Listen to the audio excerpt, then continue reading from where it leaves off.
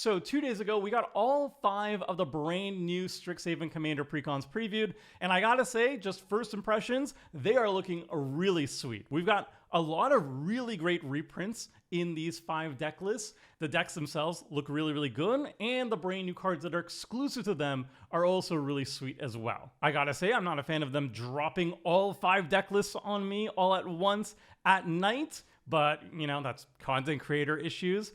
That aside, minor quibbles aside, these decks are super awesome. So in this video, we're going to check out all 5 of the new Strixhaven Precons. We're going to look at all the brand new exclusive cards. We're going to look at all the juicy reprints. And then I'm going to give my first impressions on all the deck lists as a whole. Are the decks themselves really good out of the box or not? But before we begin, a quick reminder that you can pre-order these sweet new Precons over at our sponsor, cardgame.com/mtggoldfish. And if you want to check out all the previews in the upcoming Strixhaven set, including all the new standard cards, you can head on over to mtgpreviews.com. We have all the previews over there. We begin with Silverquill Influence. This is a white-black deck focused on auras, and it has a sub-theme of enchanting your opponent's creatures and then forcing them to do your evil bidding, attacking each other, and you getting value out of your opponents just punching each other in the face with souped up auras. It's really fun.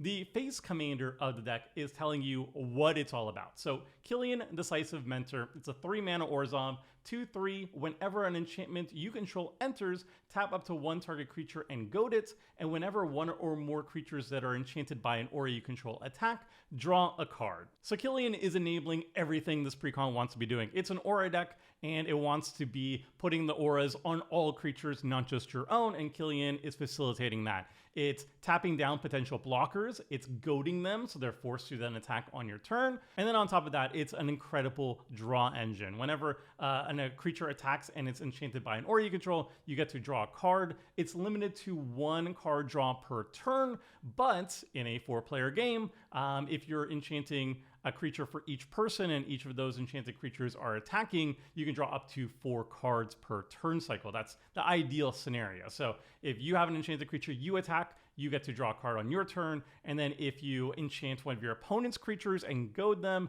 then they must attack, and then when they attack with their aura on, then you draw a card there too, and if you do that for each opponent, boom, you're drawing 4 cards per turn cycle. It's very sweet. So it's a goad enabler, forces combat, removes blockers, and draws a card, all for 3 mana, which is kind of ridiculous. At the very least, though, he doesn't make auras himself, so you have to work a little bit for it, but the value, the payoff here for the entire deck is incredible with Killian in the command zone. So, Killian is very similar in terms of playstyle to another very popular Orzhov aura commander, Ariat of the Charmed Apple. Ariat's much weaker though. Despite being incredibly popular, Ariat's much weaker because instead of just like straight up goading your opponent's creatures, they just can't attack you. So they're not forced to attack, they just can't attack you. Obviously this sticks around forever, and Killian's goad ability is just like until your next turn. But I mean, considering how quickly Commander goes, the fact that Killian's ability is just more powerful immediately is just stronger. Now, Ariat's Pillow Fort ability lasts forever, as opposed to Killian's only once per turn, but still, Goad is just so much more powerful. The upfront value is so much more powerful than Ariat's just like Pillow Fort-y ability. And then obviously, drawing cards is better than draining a little bit of life every single turn. So yeah, Killian's just a straight up upgrade. So Ariat being super popular means to me that I think Killian's going to end up being like one of the most popular Orzhov commanders of all time as soon as he's printed. It's very strong. The secondary leader of the deck is a cute little owl. It's Skriv the Obligator. It's a 4-mana Orzhov 2/3 Inkling Bird. It's a flying Death Toucher, and when it enters or attacks, you create a white aura enchantment token named Contract attached to target creature an opponent controls. The token has Enchant Creature, and whenever enchanted creature attacks, it gets +2/+0 until end of turn if it is attacking one of your opponents. Otherwise, its controller loses 2 life. So Skriv is a soft Pillow Fort style card. It doesn't stop your opponents from attacking you, but you know, they have a little bit of a deterrent where they lose 2 life, and obviously they get a boon if they're smashing each other. They get +2/+0. So that's a really nice design style, and it is really cool that when it enters or attacks, it's generating auras, which is what the deck is all about. The deck rewards you heavily for just getting auras onto the battlefield. The more auras, the merrier, and Skriv is a generator of that. Obviously, though, even though it's doing everything the deck wants to be doing, it just does it less powerfully than Killian, right? Like, Killian is less mana, and despite not making the auras himself, the payoff for having enchantments entering by goading and tapping down and drawing so many cards when enchanted creatures are attacking, it's just so much stronger than Skriv. That's not saying the Skriv is bad or anything. It is a very cool commander, but if you're looking for the most powerful option to lead the deck, it's definitely Killian because the payoff is just so much higher. But Skriv is great in 99. It's no shade to Skriv. I think it's a cooler commander, honestly. Much cooler. I like the art. I like that it's a cool little bird. And I like that it doesn't have to draw cards, you know? Like, I find that a little bit bland sometimes. And this is really cool, and it's a really good aura generator. But power-wise, obviously, Killian's much stronger. All right, the next other cards that are exclusive new cards to the deck. We're going to be starting with Eiganjo Dynastorian. And this is a 3-mana white Fox Advisor with 2/3 Vigilance. Whenever you attack with 2 or more creatures, this creature becomes prepared. Prepared is a new mechanic coming in Strixhaven. It's a really cool one. It says, while it's prepared, you may cast a copy of its spell. Doing so unprepares it. So it enters the battlefield, it's not prepared, but then when you jump through whatever hoop the card needs you to do, it becomes prepared, and as long as it's prepared, you can cast from exile Replenish, which is one of the best enchantment spells in the game, enchantment support cards in the game. It's 4 mana, white, sorcery, return all enchantment cards from your graveyard to the battlefield. This is one of the best cards for an Enchantress deck, and it's a reserve list card, actually. So they can never reprint it, but fear not, if you don't want to pay reserve list prices, Eiganjo Dynastorian does the job, right? Like, it can even cast Replenish more than once, which is really neat. So you can play like Eiganjo Dynastorian, a melee attack with 2 or more creatures, it becomes prepared, and then you can immediately cast Replenish. Obviously, it costs more mana, and there are hoops to jump through, but this is a repeatable Replenish in theory, which is very, very cool and very powerful. This is going to be incredible in more aggressive-oriented Enchantress decks. If you're an Enchantress deck that doesn't care about attacking whatsoever, then it's not going to be prepared very often. It's not very good. But this deck does have a lot of like Inkling tokens as a sub-theme, a lot of like little flying token generators. So getting this prepared is not too hard in this deck. Okay, the next new card, speaking of Inkling 2/1 flyers that can attack, this one generates them. Form Filibuster. This is a 5-mana white enchantment. At the beginning of your upkeep, you create a 2/1 white and black Inkling creature token with flying. When you do, return up to 1 target aura or equipment card from your graveyard to the battlefield attached to that token. So you have to have a little bit of a delay for your gratification here. You have to wait until your next upkeep. But every following turn, you're going to be getting a free 2/1, and it's going to be recurring up to 1 aura or equipment and attaching it onto your 2/1 evasive beater, which is quite nice. It's just nice, steady, recursive value. It generates creatures every single turn. Yes, it doesn't give you any immediate value for 5 mana, which is kind of womp, but like if you go for a long game, the longer the game goes, the more value you get out of this incremental recursion engine token generator thing, which is quite good in longer games. Then we have a card that I really like. This card is super good in auras. Herald of Amity. This is a 4-mana white creature griffin. It's a 2/2 flyer. When this creature enters, as well as the top 8 cards of your library, you may cast an aura spell from among them without paying its mana cost. Then put the rest on the bottom of your library in a random order. And whenever this creature attacks, it gets +X until end of turn, where X is the number of auras you control. So you play this creature, you're in an aura deck where you're running like 30-ish or 25 plus auras in your deck. I'm sure you're almost always going to be hitting by looking at the top 8 and finding at least 1 aura, which is quite nice. So it immediately cantripsy, and it casts a spell for free, so it's even mana advantage. And then it's just a big beater, right? Like if you're an aura deck and you have a bunch of auras, this thing can start attacking and start hitting for a lot of damage. It gets even better if you have like any bounce ability, any blink ability to start getting more auras off the top of your library. But just a 4-drop immediately gets an aura for you and starts swinging as a big beater in the air. That's pretty good. I like it already. It's very familiar, similar to Armored Skyhunter, another card that I absolutely love in Aura decks. Same mana cost. It's also a white flyer. That one has an attack trigger, and it's constantly getting auras and equipment off the top of your library, but you dig only 6 instead of 8, and it is an attack trigger and it doesn't have haste, so unless you have haste, you're going to have to wait a full turn cycle to get that value. Herald of Amity gets that value immediately every single time, digs a little bit more, and is a bigger beater when it's attacking. So they're both very good. Armored Skyhunter, by the way, is in the 99 of this precon. This specific version of the card is not, because it doesn't have the right card art, possibly, and also the expansion symbol is going to be different, but it is in the 99 regardless.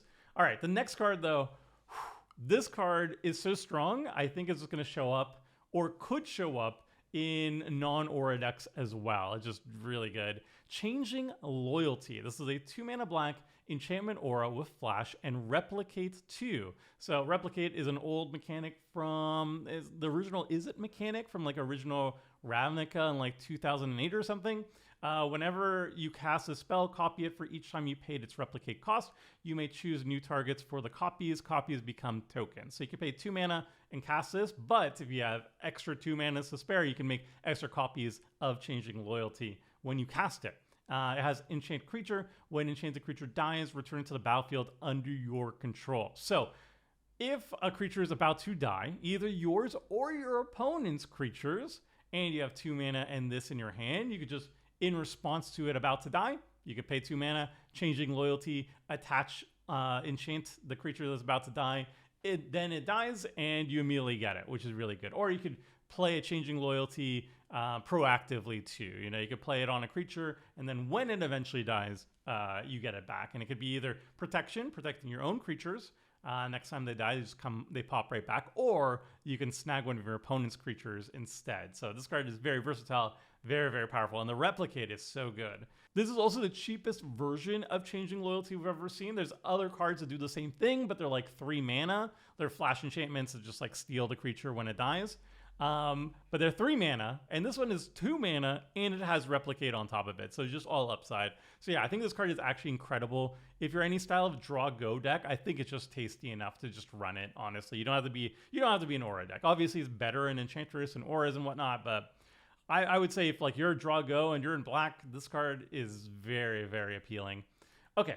The next one is another new prepared card. And by the way, I love the prepared mechanic. I think it's such a sweet new mechanic. And this is another really good one. Defacing Duskmage. It's a 2-mana Orzhov Dog Warlock. It looks like a Shibu Inu or something.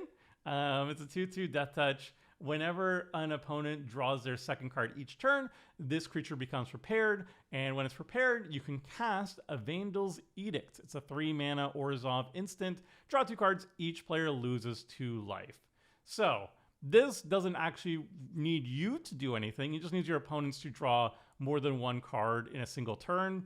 And in Commander, when the 2 most important things in the game, in the format, are drawing cards and ramping, turns out your opponents are going to be drawing extra cards, right? It's pretty reliable thing for it to get prepared. And the thing that's really good about it is the spell, 3 mana, like it's essentially just a divination, right? It's a divination that drains your opponents a little bit, but it's an instant, which is really cool, which means if you have like more than 3 mana up, it's pretty consistent that you'll have situations, turn cycles, where it becomes prepared because one opponent draws 2 cards on a single turn. Then you can cast Vandal's Edict, and then on another opponent's turn, they also draw 2 cards, and you can possibly like Vandal's Edict multiple times per turn cycle, which is quite nice. I really want this in my Selenia Life Swap deck because my goal is basically to get everybody to like 1 life, and then just a little bit of drain is going to kill them. So this is a card that's like great early on, and then later on it could actually be like the way to finish the game. So I'm really excited for Defacing Duskmage. I think this card's really good. And then we got a couple new classes, and I think the classes are so smart in this set because in the context of here, this is like a magical school set. And so they're all attending classes. So it really is cool to see new enchantment classes where you're like literally going to these classes and learning stuff. That's really cool flavor-wise, and I just think classes are just cool in general. Anyway, intermediate chirography, I don't know how to say the word. It's 2 mana black. When this class enters, create a 2/1 white and black inkling creature token with flying. Then level 2, you pay 2 mana. And it's at level 2. Whenever you lose life for the first time each turn, put a +1/+1 counter on target creature you control. And then you can pay 3 more mana to take it to level 3. At the beginning of each end step, if a modified creature died under your control this turn, create a 2/1 white and black inkling creature token with flying. So this is a nice little token generator slash it rewards you for losing life too by growing your army with counters. And then when things with counters on them die or just have equipments or auras on them, whatever, you make more inklings. So it's like a little recursive cycle, which is quite nice. You still have to find ways of losing life, but like if you just get hits, you know, you get a +1/+1 counter at the very least. So it's a really cool design. It's also very reminiscent of an older Strixhaven card, Felisa Fang of the Silverquill, which was also about making 2/1 inkling creature tokens and also caring about +1/+1 counters. Or not just counters in +1/+1 counters, but counters in general. So kind of deals with the modified theme, kind of works well together. It feels kind of like a callback here. I really like the design. It's cute. Another card that I really like is Coercive Impetus. The Impetus cycle is some of my favorite cards in multiplayer. And I think this is the absolute best one they ever printed so far. So this is a 3 mana enchantment aura, enchant creature. Enchanted creature gets +1/+1 and is goaded. And whenever enchanted creature attacks, you draw a card and you lose 1 life. So all the impetuses are all like 3 mana enchant creatures, or they're not even all 3 mana. Some of them could be more than that. They're all enchant creature. They're goaded. They get a little bit more powerful usually. And then whenever the enchanted creature attacks, and they're goaded, so they must attack, you get some sort of benefit. The previous black one was just like you gain 2 and all opponents lose 2. And this one, instead of that, is just like, no, you draw a card and lose a life. That's just like so much better. So yeah, this card is dope. And then the last really cool card that is brand new is Turbulent Moor. This is a new cycle coming with Strixhaven. It's a new cycle of dual lands, so they're both a plains and a swamp in this case. And the land enters tapped unless your opponents control 8 or more lands.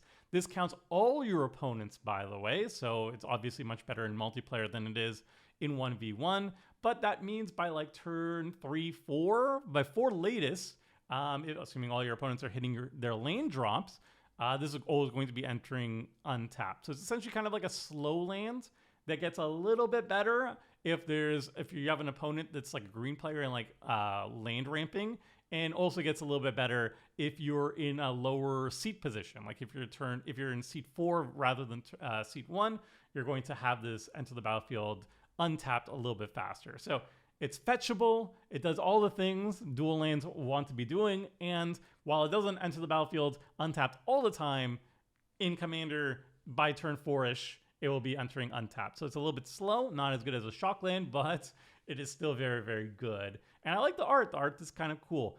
So they made a new Turbulent card for each of the Precons, and this is the Orzhov one. And then the other cool thing is they're finishing a cycle, 2 cycles actually, that still haven't been completed yet. Umbral Expanse is both of these are duels. Umbral Expanse is finishing the Bicycle dual cycle. So these are all lands that enter the battlefield tapped, and you can cycle them for 2 mana. I'm not the biggest fan of these, unless I'm like in a cycling deck or something like that, or care about cycling in any way. Entering always tapped is kind of meh to me. But the other one that I like significantly more is Eclipse Step, which is the Battle Bond cycle. I forget what they're called. They're battle lands. I just call them battle lands.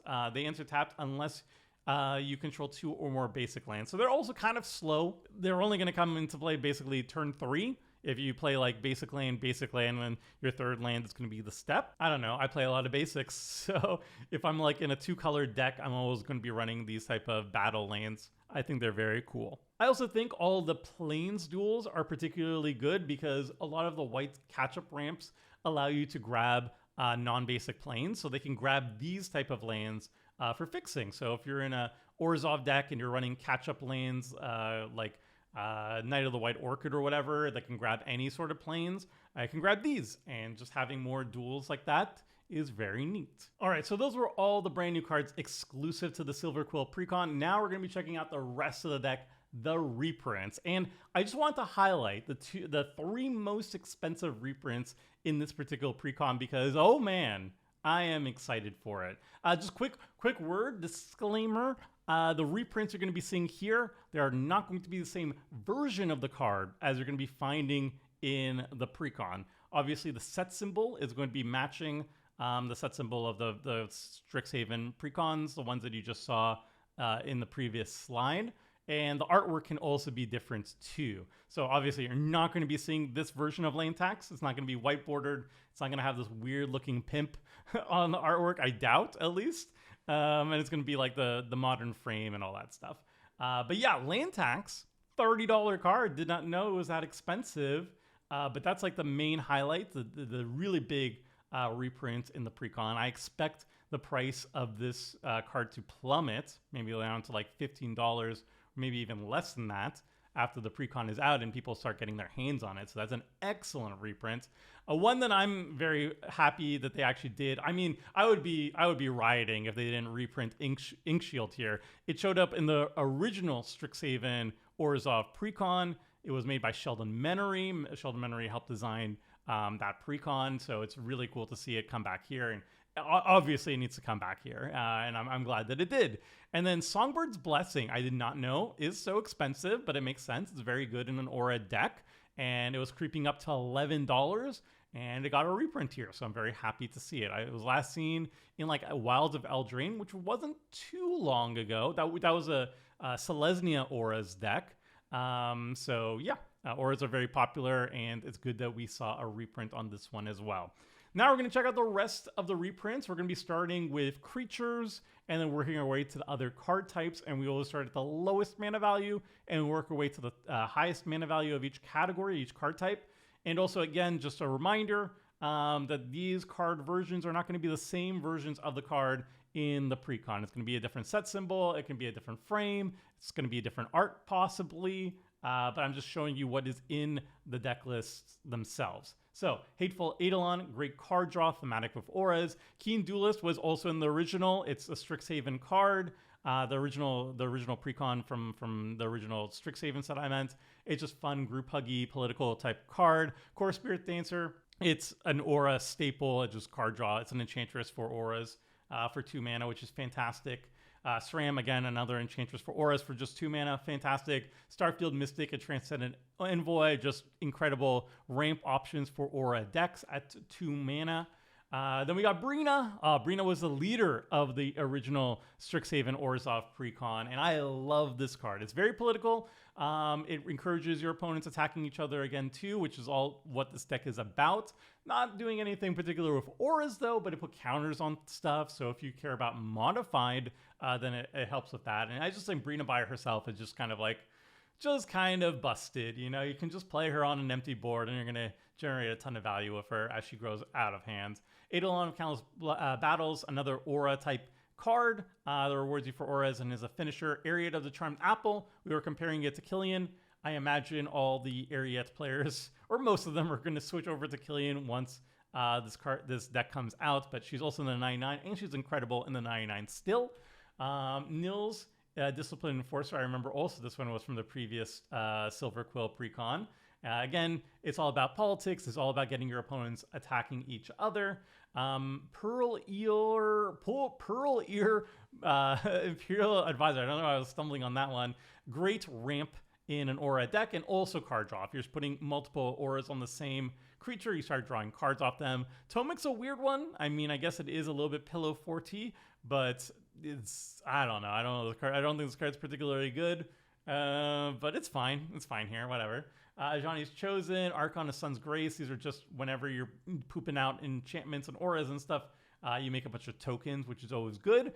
Armored Skyhunter we talked about already. Another card advantage engine and just an invasive beater. Combat Calligrapher again with the political angle again. It was in the original Strixhaven Silverquill Precon 2. Firemane Commando again. rewarding each opponents from attacking each other, and rewarding you from attacking your opponents too. With card draw, Mangara, again, political. You just kind of sit there and watch your opponents do things, and if they do a lot of things or attack you, you draw cards. Nice. Do Make Giant, one of the best Enchantress removal spells you could possibly add, because it's a one-sided board wipe. Not even just a one-sided board wipe, but it can be repeatable one-sided board wipes. If you're just pooping out a bunch of auras and stuff, your opponent's creatures all die. Shadrick's Silverquill, I like that it's here, I guess. It's a cute political card, not particularly powerful, I don't think, but I really like the card. I think it's super fun. Then we got some spot removal, Fracture, Vanishing Verse, Anguish of Making. I mean, these are all great cards. Secret Rendezvous, focusing on the political theme. I don't think this deck particularly needs the Secret Rendezvous card draw, but it is political, so you can make allies and stuff with it, so I don't hate it. Promise of Loyalty, I love this board wipe. It is a board wipe that saves one creature for each person, but the flip side is that your opponents can't attack with those surviving creatures, or can't attack you with those surviving creatures, but they can attack each other. And then the absolute best aura board wipe / one of the best aura cards you could put in an aura deck, Winds of Wrath. Obviously, everything that's enchanted doesn't die, everything else dies, and it's only 5 mana, so it can be a one-sided Wrath, or, I mean, if you're goading and enchanting your opponent's creatures and you don't want them to die to a Wrath, this is also a great way of keeping them around too. It's a great card, not expensive, but just a staple. Then we got Sol Ring, because obviously Sol Ring, Arcane Signet, obviously, Felwar Stone, Talisman of Hierarchy, like just 2-drop mana rocks are good. And then we get to the enchantments. Flickering Ward gets a reprint here. I think it might be the first reprint ever. I know it has new artwork for it. It's cool. It's a good way of just triggering Killian over and over again, because you can, like, for basically 2 mana, you can play and then return Flickering Word back to your hand. And each time you do that, Killian will tap something and goad something, which is quite good.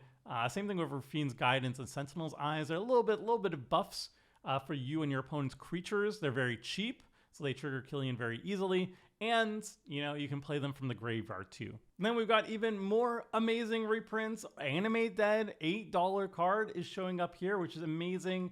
Darksteel Mutation is great at shutting down opposing commanders. Sheltered by Ghosts is fantastic and is a $5 card. What the heck happened to this card? That's wild, but also a great reprint here. We got Spirit Mantle, just some evasion, Chains of Custody, and aura that's removal, which is nice. Fallen Ideal, don't really like this card too much, but whatever, it's fine. Ghostly Prison, always a staple. Make sure that your opponents aren't attacking you. Less important when you're constantly goading your opponent's creatures, but, like, you know, it's always a good fail-safe. Ghoulish Impetus, another goad impetus. Gift of Immortality is what? $5 card. Whoa, look at all these reprints. $6, $7, $5. I did not know these cards are so expensive, but I mean, that's great. That's great seeing them reprinted. Martial Impetus, Parasitic Impetus, Redemption Arc, which is essentially another impetus. These are just staples in an Auras deck that is focusing on politics. Very good. Screams of Within is a deep cut. I guess it's just another, like, very reliable way of constantly getting auras on creatures to keep triggering Killian and whatnot. So I guess that's nice. Shield by Faith, randomly almost $5. It's nice aura protection. Angelic Destiny is another card that kind of just returns itself to hand and keeps triggering your other Auras Matters style cards, and makes something really big. Sage's Reverie, one of the best aura payoffs. It's just a lot of card draw, big beefy creature, fun times. Eldrazi Conscription, did not expect it to be here, but it's a $4 card, and I'm quite happy with it. It's $8, or 8 mana, which is a lot. It's 8 mana, which is a lot of mana to cast on an aura these days, but, like, there's some ways of actually just cheating it onto the battlefield, which is living the dream. Then we got Arcane Lighthouses over $8. What is going on? This random uncommon. I'm pretty sure I have a copy or two laying around on this card, but okay.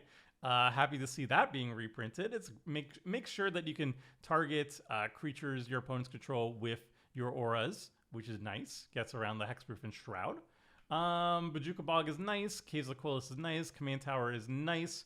Basically, my thought process on looking at Precon lands because the bar is pretty low. But basically, if it's like a 2-color deck, I want to see a lot of mana fixing lands that enter untapped. I don't want tapped ones because your 2-color deck, you don't really need them that much. And then if it has to enter tapped, it has to have a really good utility to it. So like Bojuka Bog, I think is good enough for that. And then if I see a bunch of those, I'm basically happy. If there's also utility lands that enter untapped, I'm cool with those too. Desolate Mire I love, Exotic Orchard I love, Fable Passage. Okay, they're making a concentrated effort to reprint Fable Passage a lot. So maybe this is going to be the new normal going forward. Is Fable Passage, and now it's just going to be a bulk rare, which I'm here for. It's still like over $2, but like it got printed in TMT recently, and it's getting a lot of reprints over here in the Strixhaven Precon. So I guess that's it. It's going to be joining the ranks of like Exotic Orchard and stuff, where it's just super cheap, and I'm for it.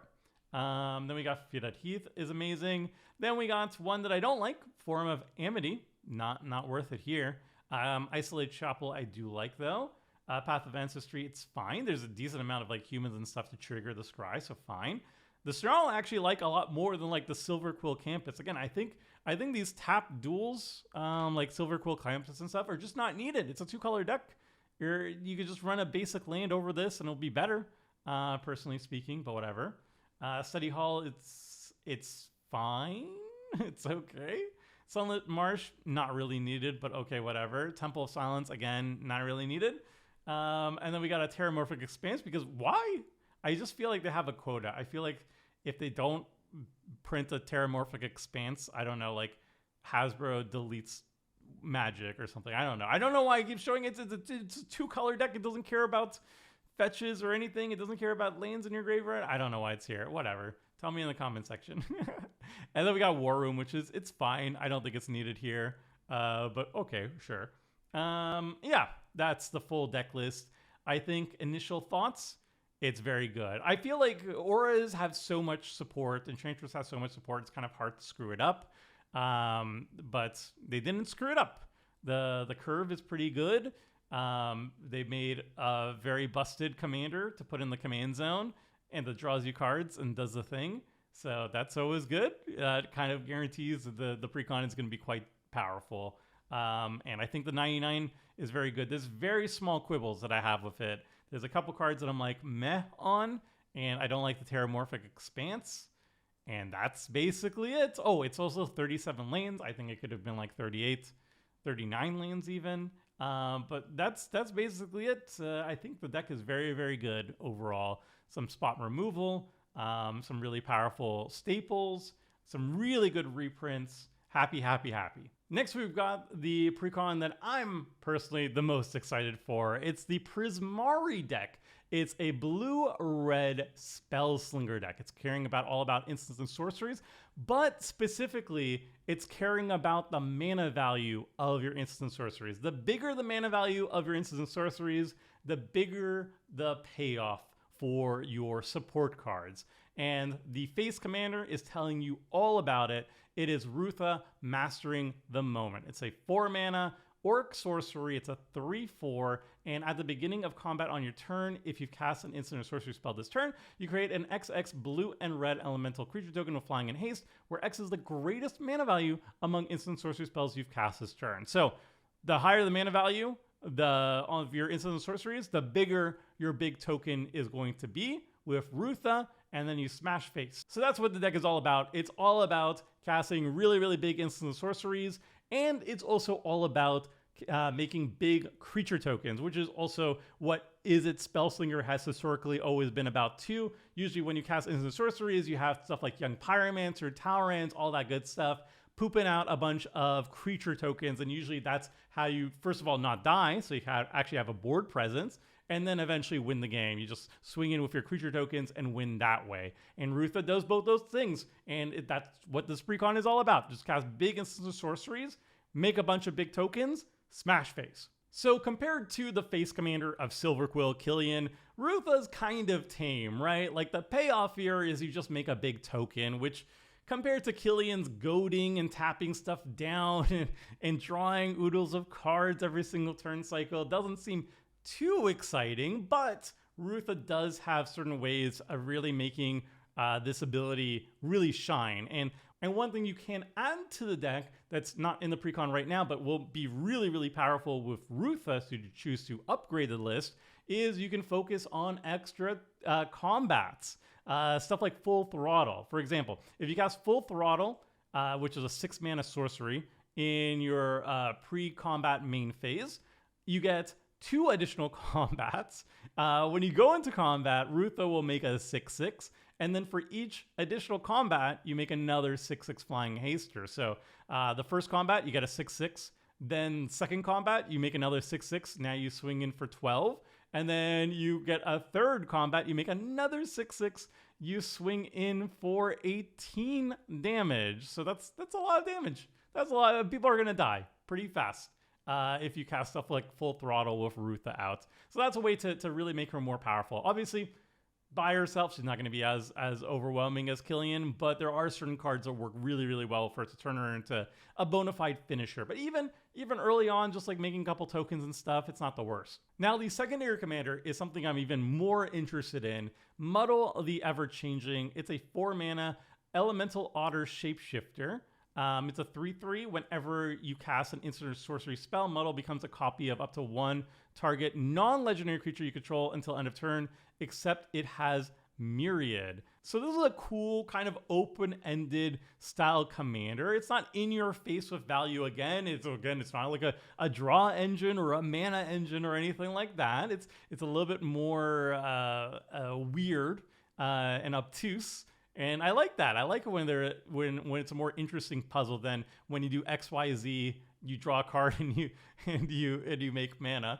And it's cute. I'm not quite sure what you're going to be doing with this, but like, for example, if you have like a hexproof creature on the battlefield and somebody tries to target removal Muddle, you can like cast an instant in response and then turn Muddle into the hexproof creature to blank the targeted removal. You could do like silly things like that, but when you want to get really, really fancy and start ending the games, there are some cute ways of doing so. So if you have like Muddle out and you cast an instant sorcery and you turn Muddle into a Twin Flame Tyrant, and suddenly you have 3 Twin Flame Tyrants, 1 for each opponent, flying at them, and you deal double damage, which is very funny. That could be super lethal very quickly. There's probably other even more interesting things to do with Muddle, but off the top of my head, I can't think of them. And that's kind of the exciting part, is I don't know what's the best cards to combine with Muddle. It's a very weird deck. It requires a lot of setup. It doesn't seem like the most powerful thing because, again, it doesn't draw cards or ramp, which is like the most common thing to be powerful in 2026 commander design. But I like that it's not super straightforward, and that's very fitting for its name and its aesthetic and stuff. So yeah, I really like this commander quite a bit. Okay, now the rest of the cards that are exclusive to this precon. We got Inspired Sky Painter, which is a new prepared creature. 2 mana Izzet Lizard Wizard, love it. It's a 2/2 flyer. When this creature enters, and whenever 1 or more tokens, creature tokens you control deal combat damage to a player, this creature becomes prepared. And then its prepared ability is Maestro's Gift. 5 mana, Izzet sorcery. Create a token as a copy of target creature you control. That token gains haste until end of turn. So you have a token on the battlefield. It's prepared. You pay 5 mana. You copy that token. It has haste. You swing in with your creature tokens. Hopefully you connect, and then it's prepared again. And then maybe like next turn you do it again. That seems pretty good. It seems like a lot of work to get this value, but yeah, it's cool. I like the fact that it's a Lizard Wizard. I like the art. I like the Lizard Wizard creature type. I think the card's kind of weak sauce, but it costs a little bit too much mana for what it's doing. But I think it's funny. It's a Lizard Wizard. It's adorable. Then we got Durgar. I don't know how to say it. Focus Mage. It's a 3 mana blue Jin Monk 1/4 instant sorcery spells you cast cost 1 less to cast. Nice. Whenever you cast an instant sorcery spell with mana value 5 or greater from your hand, this creature becomes prepared. Nice. And then you can cast Brain Geyser, which is a classic spell. Double blue X sorcery. Target player draws X cards. I think the baseline on this card is a little bit more interesting. Just giving a flat discount to your instant sorceries is nice. But then like the hoops you have to jump through to get this prepared, and then the Brain Geyser effect, it's fine. It's fine. It kind of also prepares itself too, where if it becomes prepared and you bring Geyser for what, like mana value, you have to do X equals 3 or higher, then Digger will prepare itself, but like it's a lot of mana to do its thing. I don't think it's like particularly that strong, but it is cool. It is neat. I appreciate it. Okay, next one we got is one that I like a lot, actually. It's Leitmotif Composer. Again, I can't say any of the Prismari names, apparently. 3 mana blue, human bard, 2/2. When this creature deals combat damage to a player, draw a card. Whenever you cast an instant or sorcery spell with mana value 5 or greater, create a token that's a copy of this creature. I like that a lot. And then it has a really cool activated ability. 3 mana blue. Creatures named this can't be blocked this turn. So you cast a bunch of big spells. You make a bunch of copies of the Composer, which is quite nice. And then also the copies also copy themselves, so it gets exponentially big. And then you can give all of them unblockable and then start smashing people. It's only 2 damage. It's not going to start killing people, but you get to draw a bunch of cards, and that's neat. Again, not the most powerful spell, but like it's very cute. I think this is a very cool design. I just think it's a really neat design. I think it's very fun. I will be playing with this card. Okay, next one, Prismari Pianist. This is a 3 mana red, 2/1 Jin Bard. Whenever you cast an instant or sorcery spell, create a 1/1 blue and red elemental creature token. If that spell's mana value is 5 or greater, though, you make 3 of those tokens instead. So basically, this is Young Pyromancer that can be worse, can be better. Baseline, it's worse because it's 3 mana instead of 2. And it's doing the exact same thing. But if you're specializing in mana value 5 or greater, then you're generating even more tokens, and it's worth the cost. I think, like, yeah, if you're in a deck like this one, where you're focusing on high mana value spells, I think the Prismari Pianist is just better than Young Pyromancer, and that's super exciting. Otherwise, you just want to stick with the Young Pyromancer. Again, it's good. Nothing super busted or anything, but it's very solid. Then we got Renegade Bull. Renegade Bull, 5 mana, red ox. It's a 0/5 with trample. Whenever you cast an instant or sorcery spell, this creature gets +X+0 until end of turn, where X is that spell's mana value. Nice. And so it gets big. And then whenever this creature attacks, exile up to 1 target instant or sorcery card from your graveyard and copy it. You may cast a copy without paying its mana cost. So if you have any instant sorcery card in your graveyard and you swing with this, you get to cast that spell for free, which is very nice. And whatever the value of that spell you cast for free with the bull is, the bull then gets that power added to it. So it can swing for a lot. It grows itself a little bit if you have instant sorceries in the graveyard. That's some decent value for a 5-drop. It doesn't have haste, but obviously you're in red, so there's a lot of ways of giving it haste. Yeah, I think this card is actually very sweet. It's just constant recursion. It's card advantage, mana advantage. It swings for a reputable amount, and obviously if you're casting a bunch of spells outside of its own ability, then it grows even bigger. So it's a big beater, it's a nice top end, and it's in red, so giving it haste is going to be not too difficult. So I like this card a lot. Then I have one of my favorite cards from the entire deck. It is Abstract Performance. It's a 6 mana blue sorcery. Exile the top 4 cards of your library in a face-down pile, then exile the top 4 cards of your library in a face-up pile. An opponent chooses one of those piles, put that pile into your graveyard, look at the top cards in the other pile. You may cast a spell from among them without paying its mana cost. Put the rest into your hand. So this is a little sub-game. It's kind of like a fact or fiction variant. There's 2 different piles. Your opponents get to choose which one you get, but they don't have full information because one is face up, one is face down. Which one are they going to go with? Who knows? Are they going to screw up? Maybe. And yeah, I like that little thing going on with it. And you also get to cast the spells you get for free, which is really good. That's a really, really good upside. And also the other cards go into your graveyard. So this deck is all about recursion and casting spells from your graveyard, like the bull does. So even putting stuff in your graveyard is an upside too in this deck. This is a lot of value for 6 mana. It has a fun little sub game, which I like a lot too. Yeah, it's one of my favorite cards from the Precons. I love this one. Then another card I absolutely love, Fury Gale Flocking. It's 10 mana. It's a 10 mana red sorcery, but it costs 1 less to cast for each instant or sorcery card in your graveyard. So it can cost as little as 2 mana if you have 8 instant sorceries in your graveyard. So that's the top end for that. And for each opponent, create 2 3/3 blue and red elemental creature tokens with flying that attack that opponent this turn. If able, they gain haste until end of turn. So if you have 3 opponents, that's 6 3/3 tokens you're making with this one.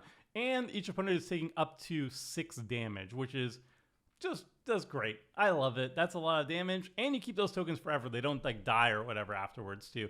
And it's just a big spell, so it's triggering a lot of your like mana value matters things. It's a 10 drop, 10 mana value spell. So a lot of synergy potential here. It's a good finisher type card for these style of decks, and you know every deck needs to have finishers and ways of actually ending the game.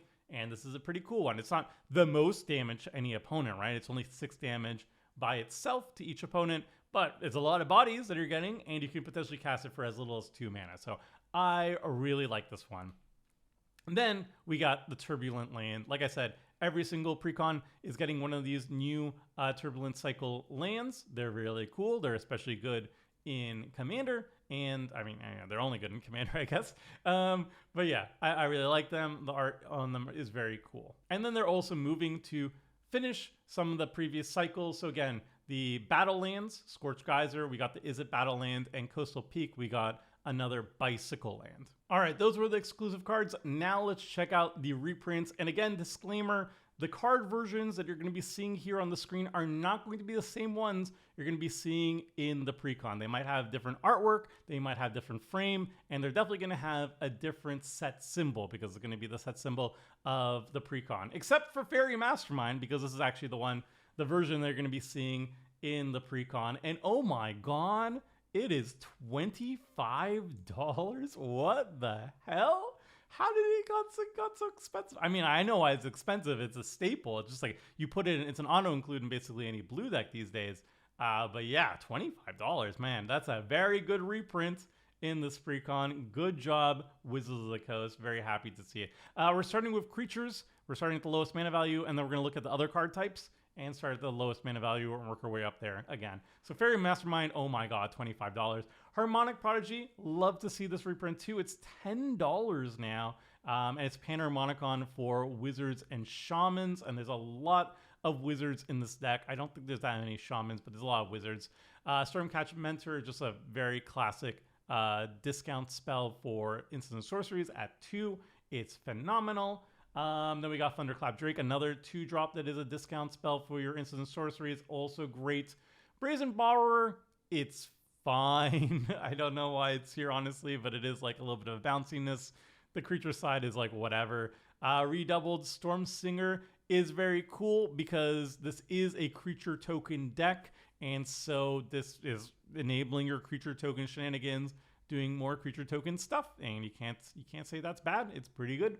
Then we got Ruth, the Mercurial Artist. This one has combo potential. No combo lines in the precon, but there are combo potentials of like cheating her back into play and stuff. But at the very least, she just like copies and some sorceries. It's not bad. Veyran is a staple for all Spellslinger decks. It just doubles your triggers, doubles all the goodness of your Magecrafts and stuff like Archmage Emeritus, which is also great in Spellslinger. Now, whenever you cast an instant sorcery spell or copy it, you draw 2 cards instead of 1. That's what Veyran does. And she grows into a big threat. So it's always great to see a Veyran reprint. Always good to see Archmage Emeritus reprint.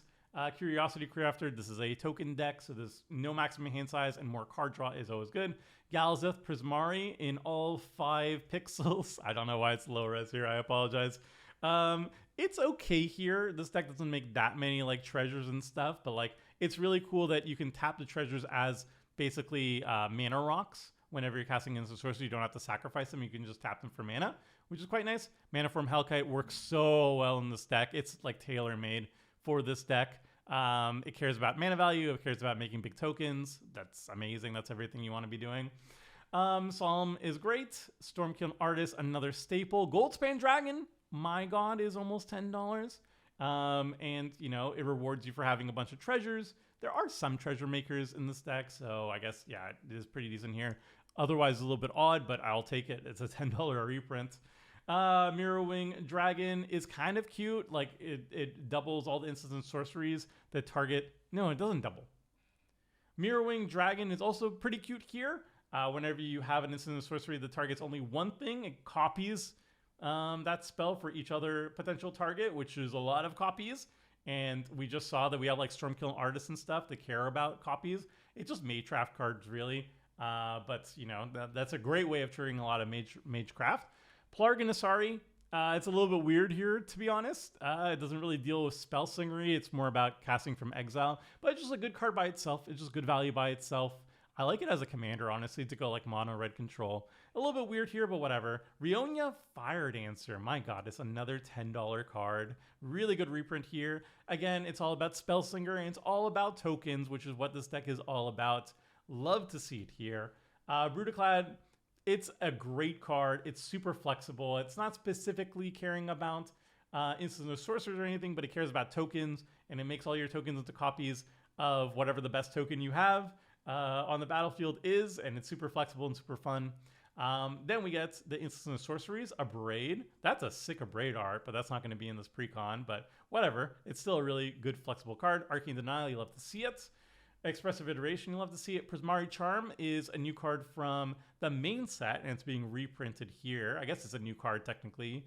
But yeah, it's flexible. It does cool things, I guess. Reality Shift, just spot removal. Resculpt, spot removal. Twin Flame, very notable. Again, makes tokens, make token copies of things you have. And it's a sorcery, so Spellslinger. Chaos Warp is great. Prismari Command is great. Big Score. Big Score is a $1 card, and I'm glad to keep seeing reprints here, but I would love to see an Unexpected Windfall. It's literally the same card, but it's 2 in double red, and it has the exact same other text. But that card is very expensive because it's not seeing reprints, and Big Score is still $1 despite seeing a bunch of reprints. I want to see both of them reprinted to the ground because they're just so good in red decks. So yeah, I want more of it, but happy it's here. Anyway, Chain Reaction is a nice board wipe. Deep Analysis is funny here. It's fine. There's a little bit of a graveyard theme here, so I guess it's fine. And you can cast it twice, essentially. Writer Replication, oldie, classic, does everything you want to be doing here, and it can be a finisher. Like, if you cast it kicked, typically you can do something so wild that you win the game. Throes of Chaos is another way of just, like, triggering Spellslinger stuff and graveyard stuff. Then we've got Aethergale. I feel like this card is something I slept on for a really long time, and I've been starting to add it to a lot of my budget brews, and actually really solid. It's not like a Cyclonic Rift level, but like 5 mana, bounce 6 things. That's quite nice. Sometimes you don't want to wipe your own board, and Aethergale is just a really flexible way of kind of not being a one-sided wipe, but like gets rid of a lot of things. For quite a while. I really like this card a bunch. Creative Technique is also really cool here. Mana Geyser is a staple in red. I think it should be a game changer. It's so busted. At least on Commander Clash, it always grown whenever I cast it, and I cast it a lot because I play a lot of red decks. Replication Technique, it's fine. It's particularly nice here, I guess. Rousing Refrain is okay as well too. Volcanic Torrent, I love this card. I jam it all the time, and I'm glad to see it over here. You basically get to double spell, so more instant sorcery triggers because of the cascade, and it can be a one-sided board wipe, which is fantastic for an uncommon. Then we have one of my favorite Spellslinger cards ever. It's Surge to Victory. It's the reason to go wide tokens Spellslinger because it's just such a fun card. It's recursion. It allows you to cast a bunch of spells from the graveyard. It pumps up the team. It's super, super fun when you have an extra combat spell that you're copying with this a bunch of times. I just love this card. It's so fun. Dance with Calamity. I love this card. It is a trash card. It is not very good unless you build entirely around it, which is so difficult. It's so difficult to make a deck that's worth running Dance with Calamity. I would cut this from the deck, but it is fun, I guess. And it's what is it like? It's like Blackjack, I guess. I don't know. It's a cool deck card though. It's not good in the same deck as Dig Through Time though. That's for sure. Great card. Dig Through Time is a great card, but if you're running Dance with Calamity, you probably don't want Dig Through Time in the same deck. Whatever though. I think Dig is very good. Magma Opus is fantastic in big mana. Is it Spellslinger? It's worth hard casting, but early on you can just discard it, right? You pay 2 mana, discard it, you turn it into a treasure token, sets you up for future turns, and then it's in the graveyard. So if you have any ways of casting for free from the graveyard, you're really happy. Or you just delve it away with Treasure Cruise, that's fine too. Blastack, classic. Volcanic Salvo is very funny. It works very well in this style of deck where like you care about high mana value. Rutha makes huge creatures depending on the mana value of your spells, and obviously if you have a huge creature on the battlefield, Volcanic Salvo you can cast for as little as 2 mana, and then Rutha will make a 12/12. So that's very funny. That's a very clever inclusion here. Soul Ring is great. Arcane Signet, Felwar Stone, Lightning Greaves is a nice reprint too. $5. I did not know Talisman of Creativity was over $3 now. What the hell? Okay, good reprint. Cursed Mirror, my favorite red mana rock of all time. One of my favorite mana rocks of all time, period, actually. Determined Iteration. I forgot this card existed, and apparently it's $10. It's a great card, and it's a good reprint here, too. Then we get to the lands. Again, I just care if it's a 2-color deck. I want most of my lands entering untapped. I want a lot of mana-fixing lands that enter untapped, and I want my utility lands to enter untapped, too. If they enter tapped, they have to have a really good reason, a really good payoff for it. So Cascade Bluffs, absolutely love, A+. Command Tower, Exotic Orchard, Fable Passage, all A+. Ferris Lake, even the Snarl. The Snarl is fine in 2-color decks, you guys. Don't be haters. Hall of Oracles is cute. It's like, I've always wanted to like this utility land. It's never been very impressive to me, but it's a Spellslinger deck. You might as well just throw it in there. Molten Tributary, I would cut. Mystic Sanctuary is good enough. Is good enough entering tapped, and also it usually enters untapped in a 2-color deck, which is fine. Path of Ancestry, I might cut. I might recommend cutting depending on how many creatures share a card type with Rutha, which I guess there are a couple. But yeah, whatever. Prismari Compass, absolutely not. Reliquary Tower, I like. Restless Spire, I don't think is very good. I would cut this one too. Shivan Reef, A+. The Spectacle Summit, absolutely not. Cut. Study Hall, I don't think it's very good, whatever. Sulphur Falls, A+. Temple of Epiphany, I think this card just gets worse every single year. I would cut 100%. Temple of the False God, I think is a great card in green land ramp decks and not here. I would cut this one as well. So yeah, that's a list. 38 lands, and then everything else we already covered. As someone who plays a lot of Spellslinger, I play a lot of Spellslinger. I would say a lot of the new cards are kind of disappointing.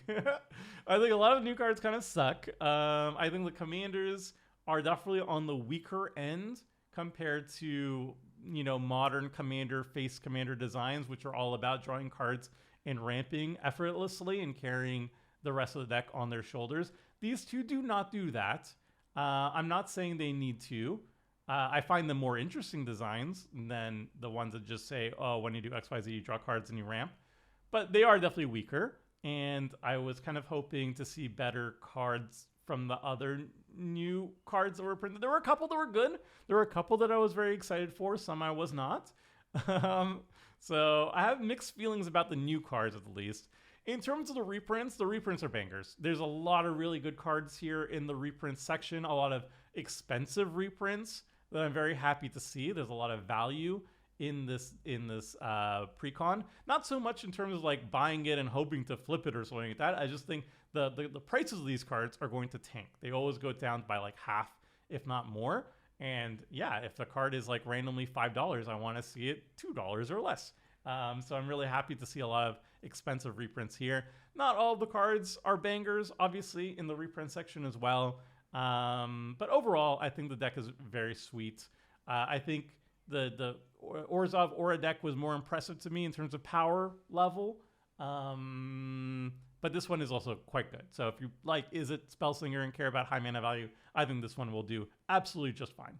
All right, Precon number 3, we've got the Witherbloom deck. This is a Precon focused on sacrificing creatures, growing our creatures with +1/+1 counters, and gaining life, and kind of mixing all 3 aspects together into a cohesive deck. Mixing all 3 ingredients together is our face commander, Dina Essence Brewer. It's a 3-mana, green-black, Dryad Druid. It's a 2/3, and whenever you sacrifice a creature, draw a card. This ability triggers only once each turn. and you can pay 2 mana, tap, sacrifice another creature. You gain X life and put X +1/+1 counters on target creature you control, where X is the sacrifice creature's power. So first and foremost, Dina is a card draw engine in the command zone for just 3 mana, aka peak 2026 Commander design. All you gotta do is sacrifice a creature to draw your card, and Dina can even sacrifice that creature for you by paying 2 mana and tapping and sacrificing that creature. You even gain a little bit of life,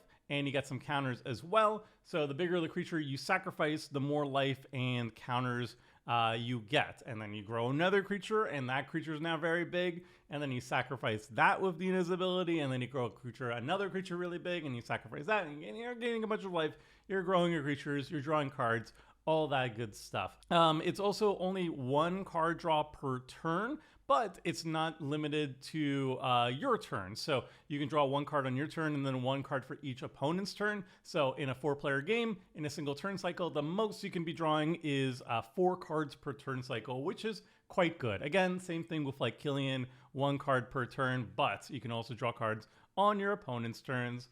So Dina is really, really good with cards that care about sacrificing themselves for value. This is first and foremost a sacrifice deck. That is the biggest payoff that Dina is offering you. Not so much her activated ability, her triggered ability. Her triggered ability, being able to draw up to 4 cards in a turn cycle, is really good without having to do anything extra. It's really nice. And then the activated ability is the cherry on top, so to speak. So something like Pawn of Ulamog, which is in the 99, by the way. It's a really great reprint here. And this is actually the card version that you're going to be seeing in the 99 of the Precon because it has the right set symbol and whatnot.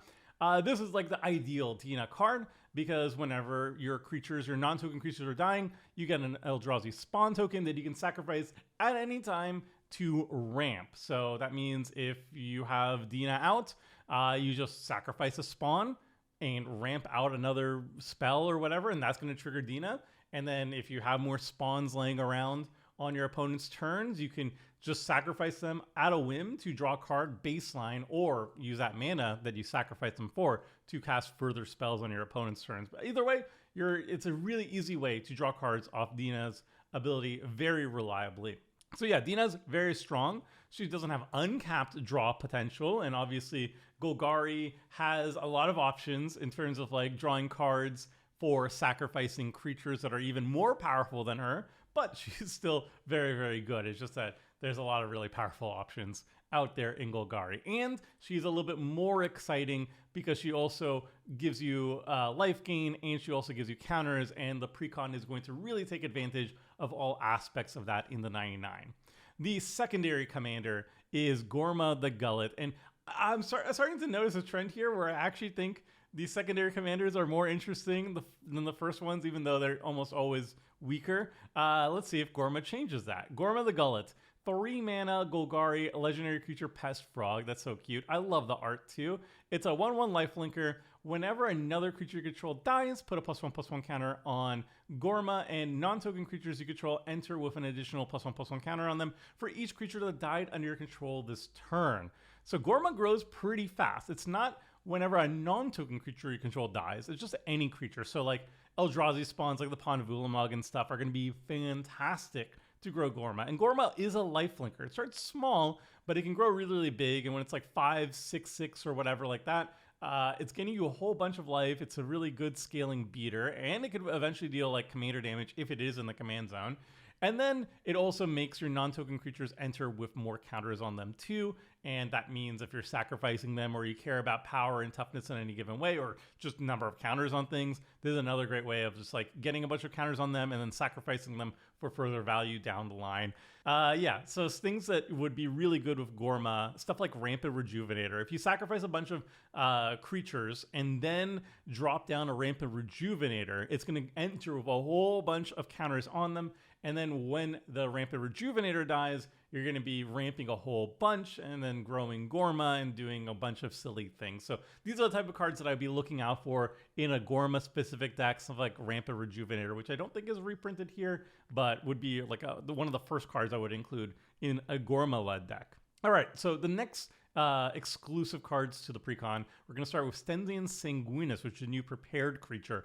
2 mana black, 2/2 Vampire Cleric. Whenever you attack, target creature gains Death Touch until end of turn. Whenever that creature deals combat damage to a player this combat, this creature becomes prepared. So you get something Death Touch, and then if it manages to get through blockers, it becomes prepared. And then it got Exsanguinate. You can just cast Exsanguinate whenever it's prepared. It's a X double black sorcery.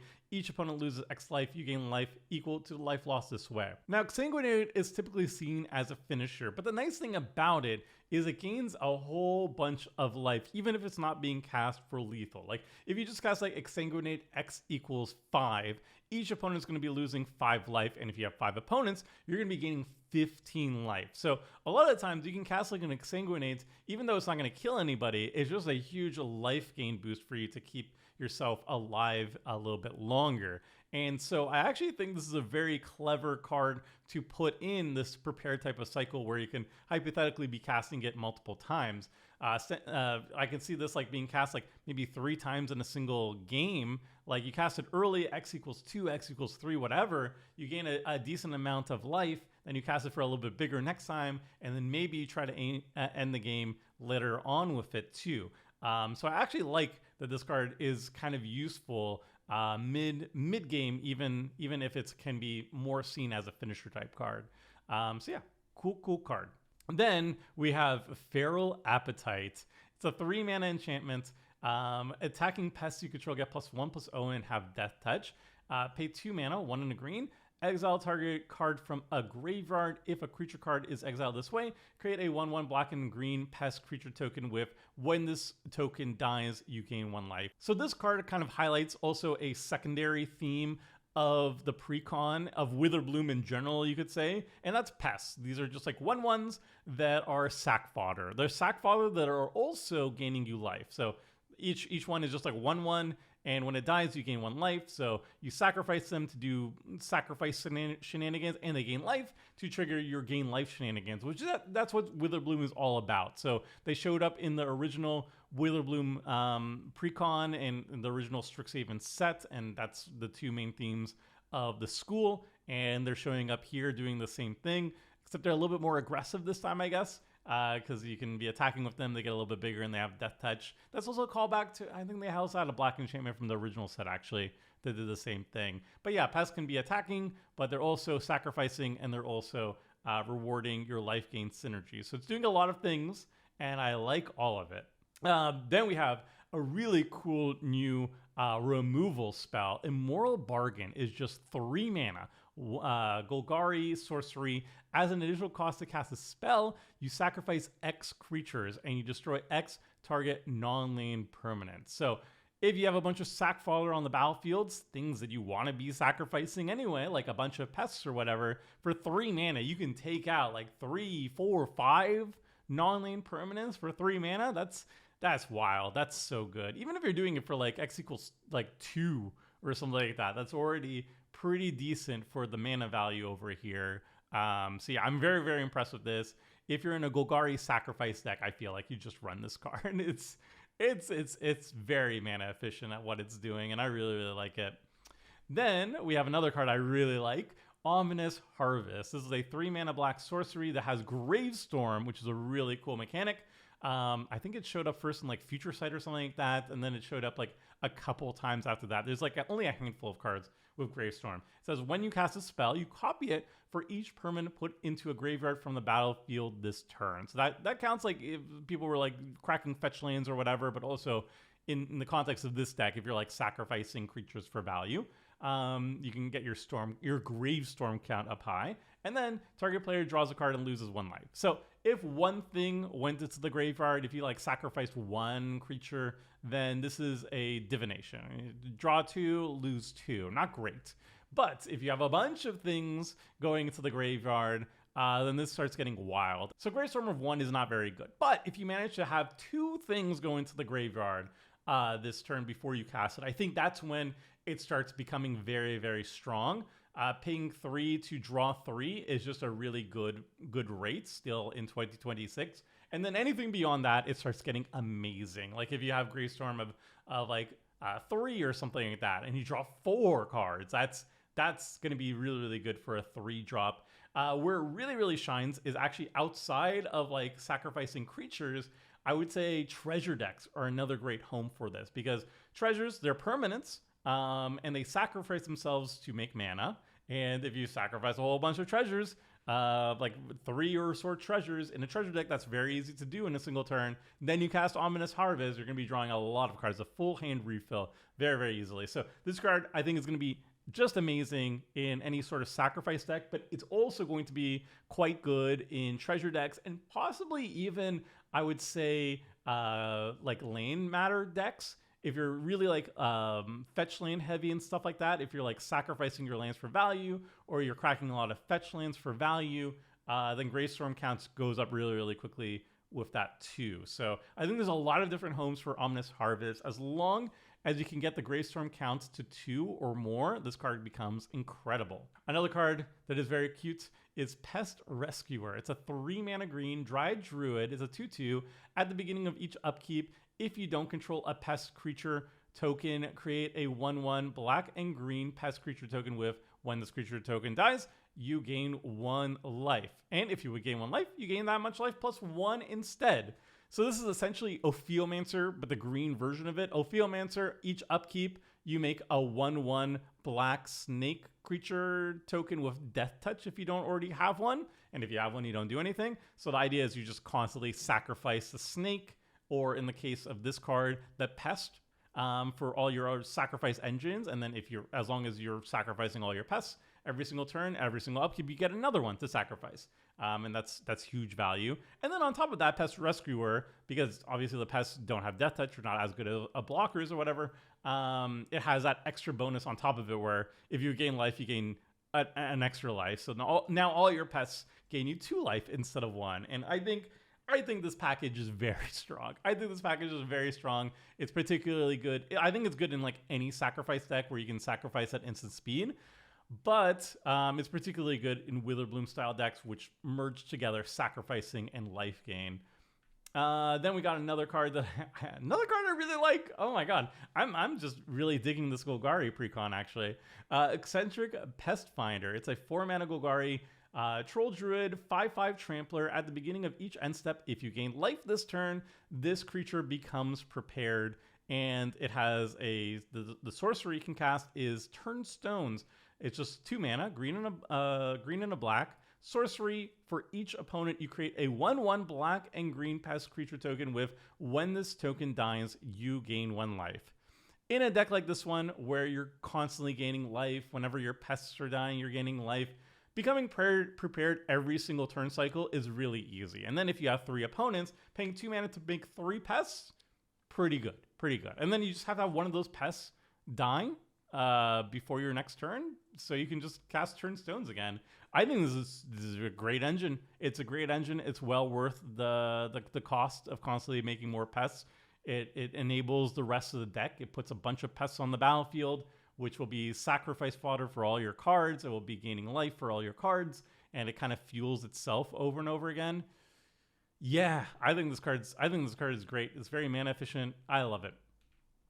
Next, we have Merchant of Venom. It's a 4-mana black cat warlock. It's a 1/1 with menace. When this creature enters, each player sacrifices a creature of their choice, so it's a Fleshback Marauder. And whenever a player sacrifices a permanent, put a +1/+1 counter on this creature. So for 4 mana, you're paying 4 mana for a Fleshback Marauder, which is 1 more mana than you usually would spend on this effect. However, it's a Fleshback Marauder that gets really, really huge. As long as your opponents are sacrificing creatures, or permanents rather, it grows really, really big. Its ETB is probably going to be forcing your opponents to be sacrificing permanents, and then it will be like a 4/4 immediately with menace, and then it will just keep growing from there. So, actually, wait. Each player sacrifices a creature. That would be a 5/5, right? Because all of you would be sacrificing a creature, and as long as you're not sacrificing itself, yeah, it would be a 5/5 with menace just on its own ETB, assuming everybody has to sacrifice a creature, and then it continues growing from there. Yeah, this is a great card that's just like an enabler for a sacrifice deck. It's a little bit of removal, and then it becomes a finisher that keeps growing. Yeah, incredible.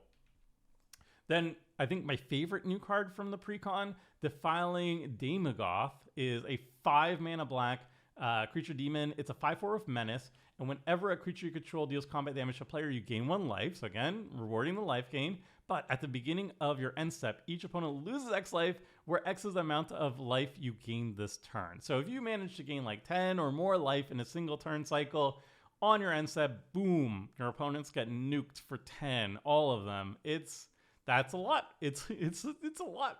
And it also even gains life itself. But like the life gain from its own card is not the main thing here. It's really, that end step trigger is so good. This is such a good finisher for the deck. And it's also useful mid-game too as just like a life gain engine too. So I think this card is very, very strong. And then we got Rib Truss Roaster. This is a 5 mana green creature troll druid. It's a 3/3 with Devour 1. At the beginning of your end step, create a number of 1/1 black and green pest creature tokens equal to the number of +1/+1 counters on this creature.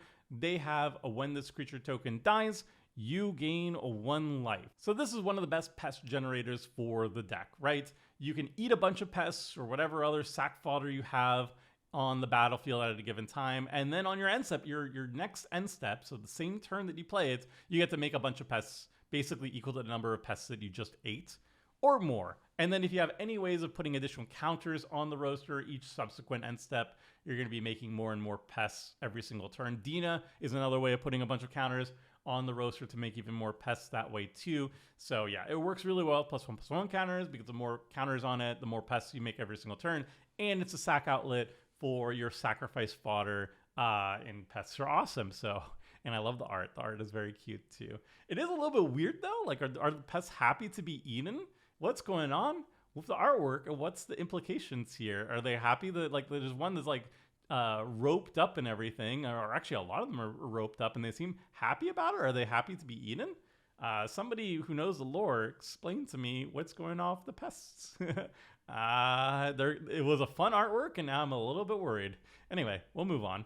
Not dwell on that. And then, yeah, like all the precons, we got another turbulent land, 1 for each of the precons, and that's it. Yeah, that's all the lands. So we saw all the new cards that are exclusive to the deck, and now let's check out the reprints. Disclaimer, as always, the card versions you're going to be seeing here on the screen are not going to be the same ones that you're going to be seeing in the 99, or at least it's not guaranteed to.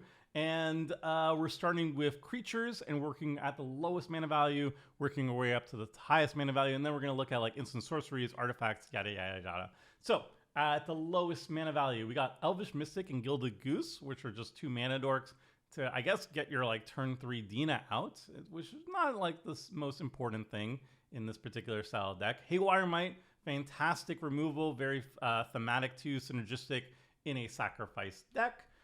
Viscera Seer, another sacrifice outlet, love to see it. Blood Artist is the perfect finisher for a sacrifice deck, and also the life gain is particularly useful here because we have life gain synergy as well. Bloodghast, I hate that artwork so much for it, but it is one of the best aristocrat sacrifice creatures you can have, because it just keeps recurring itself every single time you play a land, so you keep sacrificing it over and over again. Then we got Dina Soul Steeper. It is a combo piece, but you can't combo in this precon, I don't believe. And it cares about, it's a sacrifice outlet, and it cares about life gain, so it's doing a lot of work here.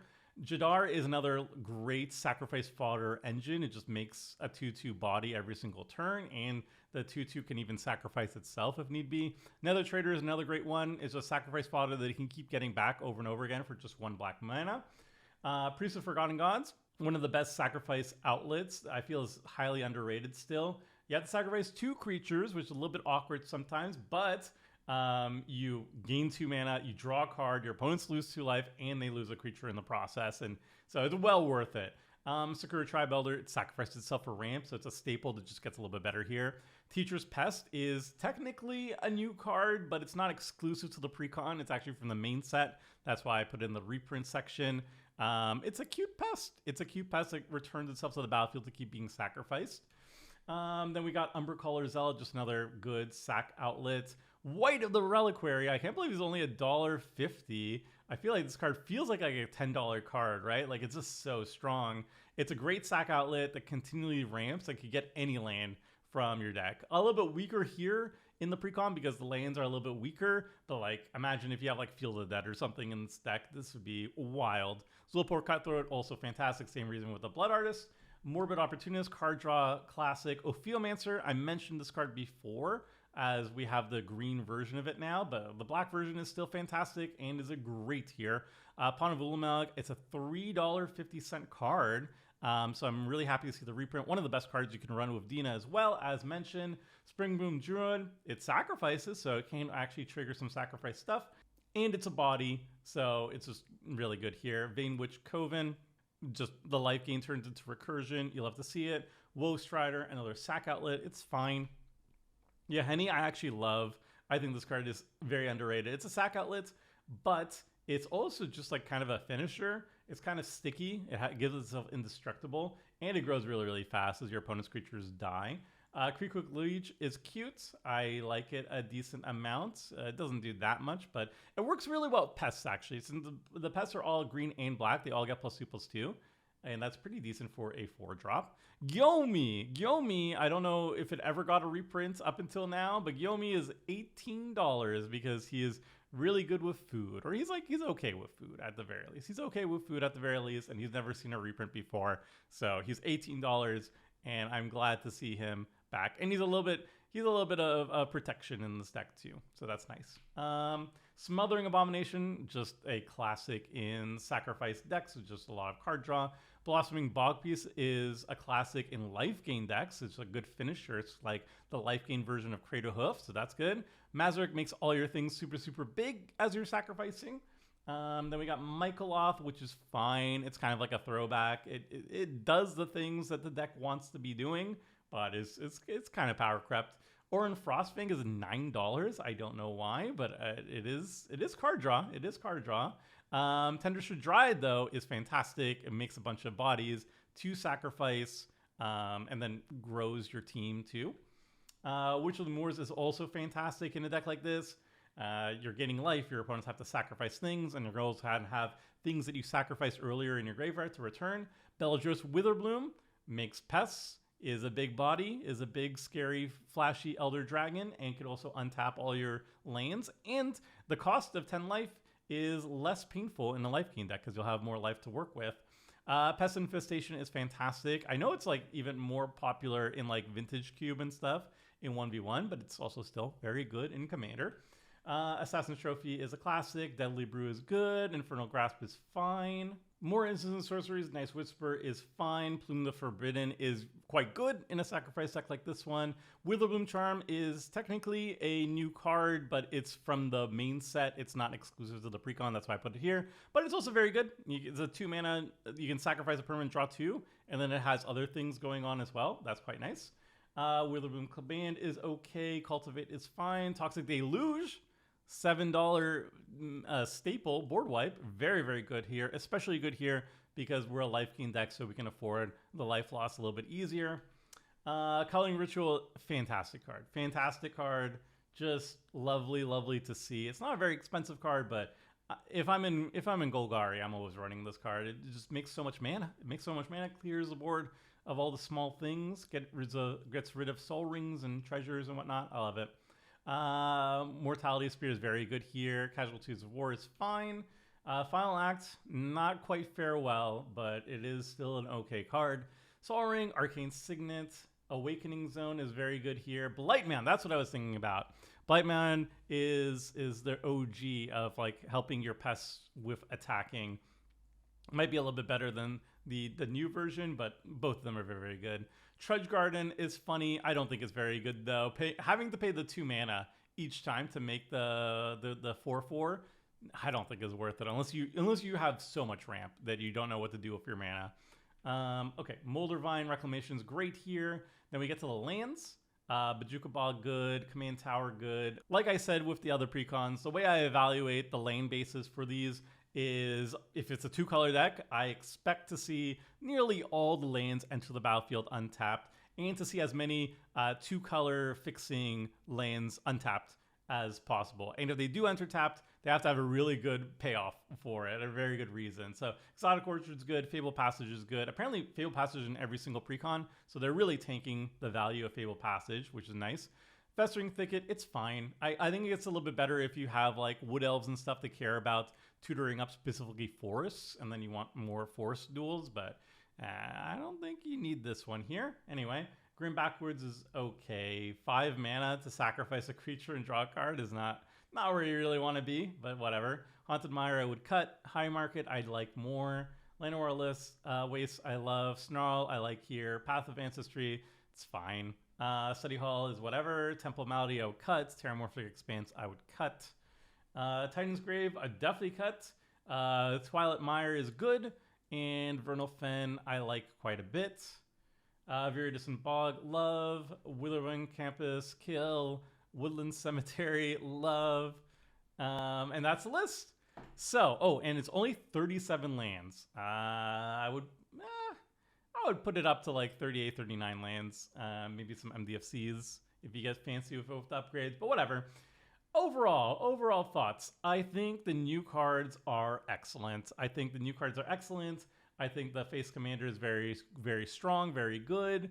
I like the playstyle of what this deck is doing. It's very much the same thing as what it was doing with the original precon, the original Witherbloom precon from the original Strixhaven set. It's the same stuff. It's life gain, sacrificing, +1/+1 counters, or maybe the +1/+1 counters are new here. I'm not sure. But yeah, the reprints are very, very good. The new cards are very good. I have very minor quibbles with the stock list as it's presented. I think this is one of the better ones. So yeah, I'm pretty happy with it overall. The fourth precon is the Lorehold precon. It's a Boros red-white deck that is focused on your graveyard, specifically having cards leave your graveyard, either by casting spells from your graveyard like Flashback, or reanimating things, or just exiling things from your graveyard. When you're doing all that sort of stuff, you're rewarded in various ways, but the most common way is by pooping out a bunch of spirit creature tokens like our face commander is doing.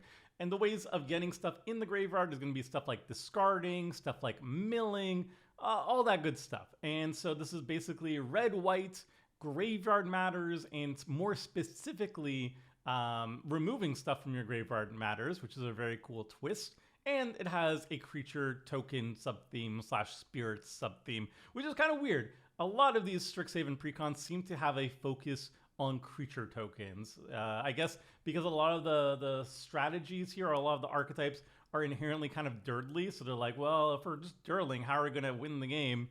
And the answer is usually, well, if you're just dirtling, you might as well make creature tokens while you're dirtling. I think that's probably why it's happening this way. I don't know. That's my headcanon at least. Anyway, the face commander is telling you what this deck is all about, and it is kind of cool because it's a planeswalker commander. It's pretty rare that we see those. Quintorius, History Chaser, 4 mana, Boros planeswalker. It has starting loyalty of 5, and it has a static ability. Whenever one or more cards leave your graveyard, create a 3/2 red and white spirit creature token. So there's the main theme right off the bat. And it's +1 ability. You may discard a card. If you do, draw 2 cards, then mill a card. Quite nice, a little bit card draw. Then the -4, spirits you control gain double strike and vigilance until end of turn. So eventually, when you have amassed a bunch of spirits with Quintorius' ability or whatever, you have a bunch of spirits on the battlefield, you have a finisher type of effect on Quintorius here. But the +1 is definitely the main draw of Quintorius. He's setting up your graveyard, filling your graveyard full of stuff, and drawing you cards along the way.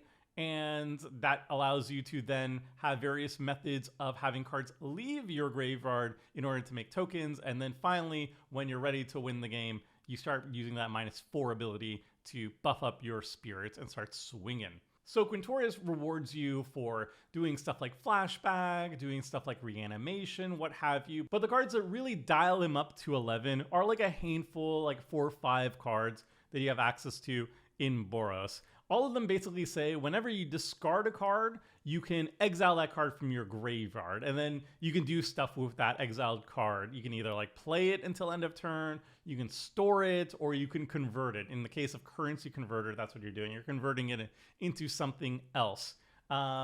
And Currency Converter, by the way, is actually in the 99. These are the best cards for Quintorius because they immediately trigger his ability, right? You activate Quintorius' ability to discard a card, and then Currency Converter will immediately exile a card from your graveyard, triggering Quintorius, and you get a 3/2. So the more you're discarding, the more value you're getting out of Quintorius. Every single time you're discarding, you essentially get to make a 3/2 Spirit. That's the dream. And there's like 4 or 5 cards that can do that with Quintorius. And if you find them, oh boy, you're gaming. So that's how you're probably supposed to be building Quintorius, is you're focusing on these Currency Converter type effects and just discarding and triggering them as much as possible to get a huge Spirit army. The secondary commander of the deck is Excava the Risen Past. This is a 4-mana Boros legendary creature Spirit Horse. It's a 3/3 with flying and haste, and whenever it attacks, return up to 1 target artifact, creature, or non-aura enchantment card with mana value 3 or less from your graveyard to the battlefield with a finality counter on it. It's a 1/1 spirit creature with flying in addition to its other types. So this is essentially a really cool version of Sun Titan. It's a Sun Titan-esque effect. It's 4 mana instead of 6, and it has flying and haste, so it can immediately start swinging in there, and it can attack more easily in future turns too. And it reanimates something mana value 3 or less, but it is more specific in what it reanimates. Sun Titan gets any permanent back, whereas Excava can only get back artifact, creatures, or non-aura enchantments. But the cool thing too with Excava is that the thing is now a creature. It's a 1/1 spirit creature token, or not a token, but spirit creature with flying. So if you care about spirits, then this is extra value on top of the reanimation. I think Excava is a really cool commander. If you care about spirits and reanimating and all that stuff, this is a nice, solid recursion engine.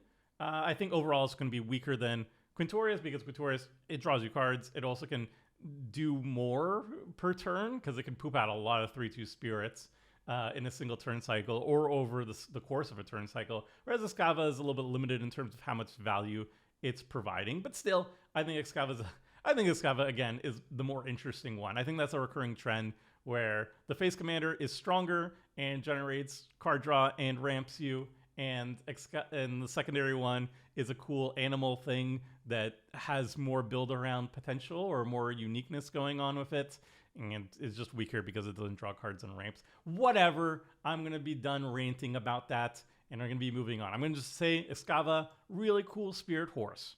Okay. The rest of the new cards that are exclusive to the deck. We're going to be starting with Augusta Order Return. This is a 3-mana white legendary creature Spirit Advisor. It's a 1/3 with flying and vigilance. Whenever it attacks, each player exiles a card from their graveyard. When one or more non-land cards are exiled this way, put that many +1/+1 counters on target attacking creature. So this is kind of like Graveyard Hate. You don't get to choose what's getting exiled for your opponents, but I mean, it's going to slowly chip away at it, and it's a really cool way of getting counters on attacking creatures, either Augusta herself or things that care about having counters on it, whatever else you're attacking with. You also can't opt out of exiling your own things, but I guess like in this deck, you want to always be exiling stuff from your graveyard. That's going to be triggering Quintorius. It's going to be triggering a bunch of other cards, obviously, but it does kind of suck a little bit that you can't opt out yourself. So sometimes it could be a little bit of a gamble attacking with her. I guess you don't have to attack with her, but I mean, the value is right over there. Yeah, it's a really cool way of getting counters on things. It's a good way of like lowering your opponent's graveyard count while also triggering your removal from graveyard stuff matters, things from your own precon. So it's a really cool playmaker, just a little bit awkward sometimes. The next card is, oh my god, such a strong card. This might be the strongest new card from the precon. It's Relic Retriever. It's 2 mana red. Spirit Monkey. Already love it. It's a 2/1 first strike. At the beginning of each end step, if a card left your graveyard this turn, create a treasure token. And like we said before, there's a bunch of cards that say like whenever you're discarding, you get to exile the discarded card from your graveyard. That's going to be triggering treasures like crazy. Like you could potentially, in a single turn cycle, if you have it's 4-player free-for-all, you can make 4 treasures per turn cycle on a 2-drop in red. So the power ceiling of this card is really high. The power floor is it does nothing, obviously. So it's high variance card, but like the power ceiling, come on. So We mentioned Currency Converter, another card that's very good that does the same thing, Bag of Holding. Whenever you discard a card, you exile a card, and it can also loot itself. So you just fill up your deck with stuff like Bag of Holding, the Currency Converters, Quandrix as your commander, Relic Retriever in the 99, making you treasures, and oh boy, this deck can pop off. All right, the next one is another card that I absolutely love, and yeah, it's good in the Precon especially, but it's so fun that I'm going to probably just start jamming it in a bunch of decks. It's Fateful Tempest. It's a 3-mana red sorcery. It has Council's Dilemma. Starting with you, each player votes for past or present. You mill a card for each past vote, then Fateful Tempest deals damage to each opponent equal to the total mana value of cards milled this way. Exile a top card of your library for each present vote.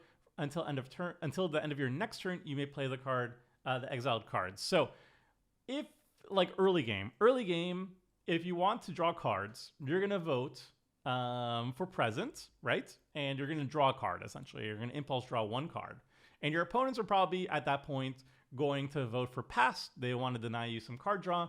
And then you still get to mill and hit them for some damage. And if you're in a graveyard deck where you actually do want stuff in your graveyard, then both votes are going to be good for you. You're essentially drawing a card, you're cantripping in a roundabout way, but then you're also filling your graveyard and also hitting your opponents for a little bit. Then later on, when life totals are getting a little bit lower, your opponents are probably just going to give you the card draw. They don't want to take too much damage if they're already low on life total. So I feel like if you're a graveyard deck in red, this is just a win-win for you. Either you're drawing a bunch of cards, essentially, or you're milling yourself, which is what the graveyard deck wants to be doing, and nugging your opponents. And if your opponents are really low on life, you could just vote to mill and burn your opponents instead. So yeah, I think this card is really cute. It's well worth 3 mana. You have to be a graveyard deck because you have to really take advantage of the milling. But I like this one a lot. Okay, next one is a new prepared spell. Lorehold Archivist. It's a 3-mana Boros Dwarf Artificer. It's a 3/2 with first strike. At the beginning of your upkeep, if there are 3 or more artifacts and or creature cards in your graveyard, this creature becomes prepared, which is pretty easy to do. If you're a graveyard deck focused on self-milling, that's nice. And then the prepared spell you can cast, Restore Relic. 4-mana Boros sorcery, exile target artifact or creature card from your graveyard, create a token that's a copy of it. That's nice. It's kind of recursion. You don't get the actual card, but you get a token of it, which is pretty much just as good. The main thing here is that the drawback is that when that thing dies, you can't just like keep reanimating the same thing over and over again. I think this is pretty trivial to prepare it in a graveyard deck. Like you want to be just filling your graveyard with stuff. So I feel like this will be prepared by the mid game pretty reliably. And then just casting this for 4 mana, just recurring a thing over and over again each turn for 4 mana is pretty good. It's pretty good. I like this one a lot. Then we got Naktumen Lore Spinner. It's a 3-mana red Jackal Wizard. It's a 3/3. At the beginning of your upkeep, if a player has 1 or fewer cards in hand, this creature becomes prepared. And the spell you can cast is Ulala, Wheel of Fortune, a reserveless card. 3-mana sorcery. Each player discards their hand and draws 7 cards. I'm more down on this card. I feel like even in this Precon, it's going to be pretty rare that you're going to have so few cards in hand that this card ever becomes prepared. But it is nice. It is a way to refuel you. And you also have to wait an entire turn cycle. You have to be, either you or somebody else at the table has to be very low on cards. And then you have to wait an entire turn cycle for this to become prepared. And then you get to cast a wheel. I feel like that's a little bit too much for just a Wheel of Fortune, which is already not like the strongest card in 2026. So I feel like there's a little bit too many hoops to jump through for this card to be more exciting for me. That said, if you're like a very Hellbenty style deck or a Foretold style deck, anyway where you're constantly having such few cards in hand, this isn't the worst. You just jam it, you hope it survives the turn cycle, and then you wheel. That's not the worst. It's still not great, honestly, but I can respect the game plan at least. So yeah, I don't think this card's very good. But a card I do like a lot, Spirit of Resilience, 3-mana red Spirit Warrior. It's a 2/2. Whenever 1 or more cards leave your graveyard, put +1/+1 counter on this creature. Then you may have this creature become a copy of an artifact or creature card from among those cards until end of turn. This is just a really cool clone effect. I don't know if it's good. It probably isn't good. It's probably a little bit too cute. But like red getting a clone effect in a very like graveyardy, loreholdy way is just very cool. I don't know what you would be copying with this that would make it really worth running, but I don't know. It's a 3-drop and it's cute and I like it. Okay, next one. Vanguard of the Restless. 3 mana white, Spirit Knight. It's a 2/2 flyer. Spirits you control get +1/+1 for each time you've cast your commander from the command zone this game. Whenever a spirit you control enters, you may pay 3 mana. If you do, return this card from your graveyard to the battlefield. So this is just nice spirit payoff, pumps up your spirits and recurs itself. Nothing too wild, especially not with the commanders of this precon because they're relatively expensive. So you can only cast them like once or twice, maybe 3 times if the game goes very long. But if you're like in a partner's deck or something like that, a partner's spirit deck, or just any sort of commander that like bypasses the command tax or whatever, and you can be cast multiple times in a single time, then it starts really adding up. So I don't know if this is the best card for this precon, but it has potential. It's interesting. Okay. I love enchantment classes in Strixhaven. They make so much sense. You're literally attending a class and you're learning, and it's cool. I love this. So Advanced Reconstruction, 4 mana red, enchantment class. At the beginning of your first main phase, mill a card, then exile a card from your graveyard at random. You may play this card, the exile card this turn, so it's card advantage on your next turn. A level 2, pay 2 mana. And now it's level 2. Whenever 1 or more cards leave your graveyard, this class deals 2 damage to each opponent. Okay, so it's a finisher. And then 2 more mana, you go to level 3. Spells you cast from anywhere other than your hand cost 2 less to cast. Very cool. I like this card. I like this card a lot. It might be a little bit too much mana for what it's doing. Or at the very least, it should have been like at the beginning of your end step, you get to cast the spell. I don't know, paying 4 mana and then having to wait an entire turn cycle to get any value out of the card is kind of slow for 2026. My only gripe, but I like the other modes a lot. Having a finisher built in and then spells you cast from anywhere other than your hand costs 2 less to cast is very cool. I mean, it helps with like casting from exile. If you have an Underworld Breach, obviously you get to pop off very, very well. It's a lot of mana to get there, but you know, I think the card is neat.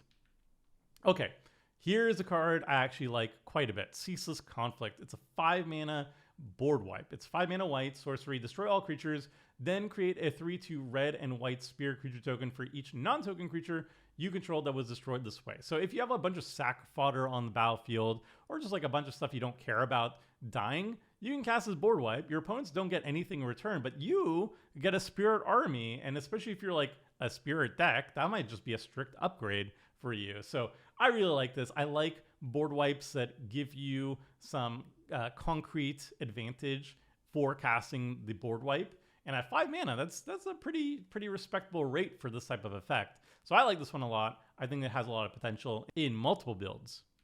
Okay, and then we got Turbulent Step. All the precons got one of these Turbulent Lands. I like them a lot. So those were all the brand new cards exclusive to the deck. And now let's look at the reprints. Again, disclaimer, the card versions you're going to be seeing on the screen are not going to be the same ones you're going to be seeing in the stock lists. They're going to be maybe different frames, different artworks, whatever. But yeah, we're going to be starting with creatures. We're going to be starting at the lowest mana value, working our way up. And then we're going to look at instant sorceries, artifacts, and enchantments, and lands. So, Conspiracy Theorist, Containment Construct. These are 2 of the best cards in the entire deck because they do the thing that I mentioned before, where if you discard, you get to immediately exile the discarded card. And these 2 allow you to just play those cards, cast those cards until end of turn. But that's kind of irrelevant here. All of these say just like whenever you're discarding, you make a 3/2 spirit with Quintorius and maybe get other value from other cards as well. So that's already good. And then on top of that, you turn all that discarding, that rummaging into card draw. They're incredible. They're the most important cards in your entire deck. Then we got Kamief's Ancient Law. It's a spirit. It's not very good. It's not very, it only hits enchantments. If it was straight up a disenchant, I would be really high on this card, but at least it's a spirit. So this is a spirit deck, so it has a little bit more value here. Chiral History Buff is technically a new card, but it's from the main set.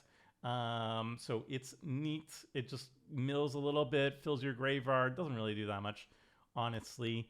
Milliken's good. It fills your graveyard while ramping. Remorseful Cleric is another cleric. Or sorry, it's another spirit. It sacrifices itself, then you can recur it later and gives you a little bit of a utility by exiling graveyards at instant speed. Selfless Spirit is another spirit that sacrifices itself, and it's a very good one. It's just protection for the board. This is excellent. White Orchid Phantom, another spirit that has some utility, just blows up a non-basic. It's not really that good because it replaces the non-basic, but I mean, if you're playing against like some of the Commander Clash crew that don't run any basics at all, that's just a strip mine. Claim Jumper is great catch-up ramp. Drum Bellower is very expensive. It untaps all your stuff. I don't think there's that much untapped synergy in the deck, but you can count it as pseudo vigilance, and it's $12. That's crazy. Guardian of Faith is a great spirit to include here. Just again, protection for your board. Lelia, another spirit that's card advantage. There's a little bit of impulse draw in the deck, so she works a little bit better with all that stuff too. Another spirit that's really good. The Skyclave Apparition is very flexible removal. Squee works really well with all the rummaging and discarding. If you keep discarding Squee to your rummage effects and stuff, it turns the rummaging and discarding into straight up card advantage. It turns your loot into card advantage because you discard Squee, he comes back to your hand, you discard Squee, so that turns into card draw. Very nice. Venerable Warsinger is really good. It's another spirit that's recursion. Anger, great thing to discard. All your stuff has haste. Atsushi is a spirit. I forgot that it's a spirit, and it's a little bit of value. It wants to die, and then it gives you more value. Sarah Paragon is a very cool recursion effect. I don't like how it's templated because then it's like finality, but not really. It was proto-finality. It was finality before it existed, but I really like that finality has like a counter or something, a physical thing that says it will get exiled, but whatever. Teshar is also really good here again. A lot of recursion. Another spirit. When it dies, you get more value. Baleful Liege is fine. It's another spirit.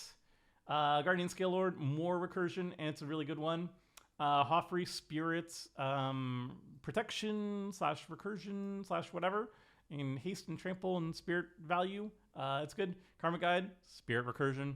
Quintorius is basically like another Planeswalker commander. Whenever cards are leaving your graveyard, you make a 3/2.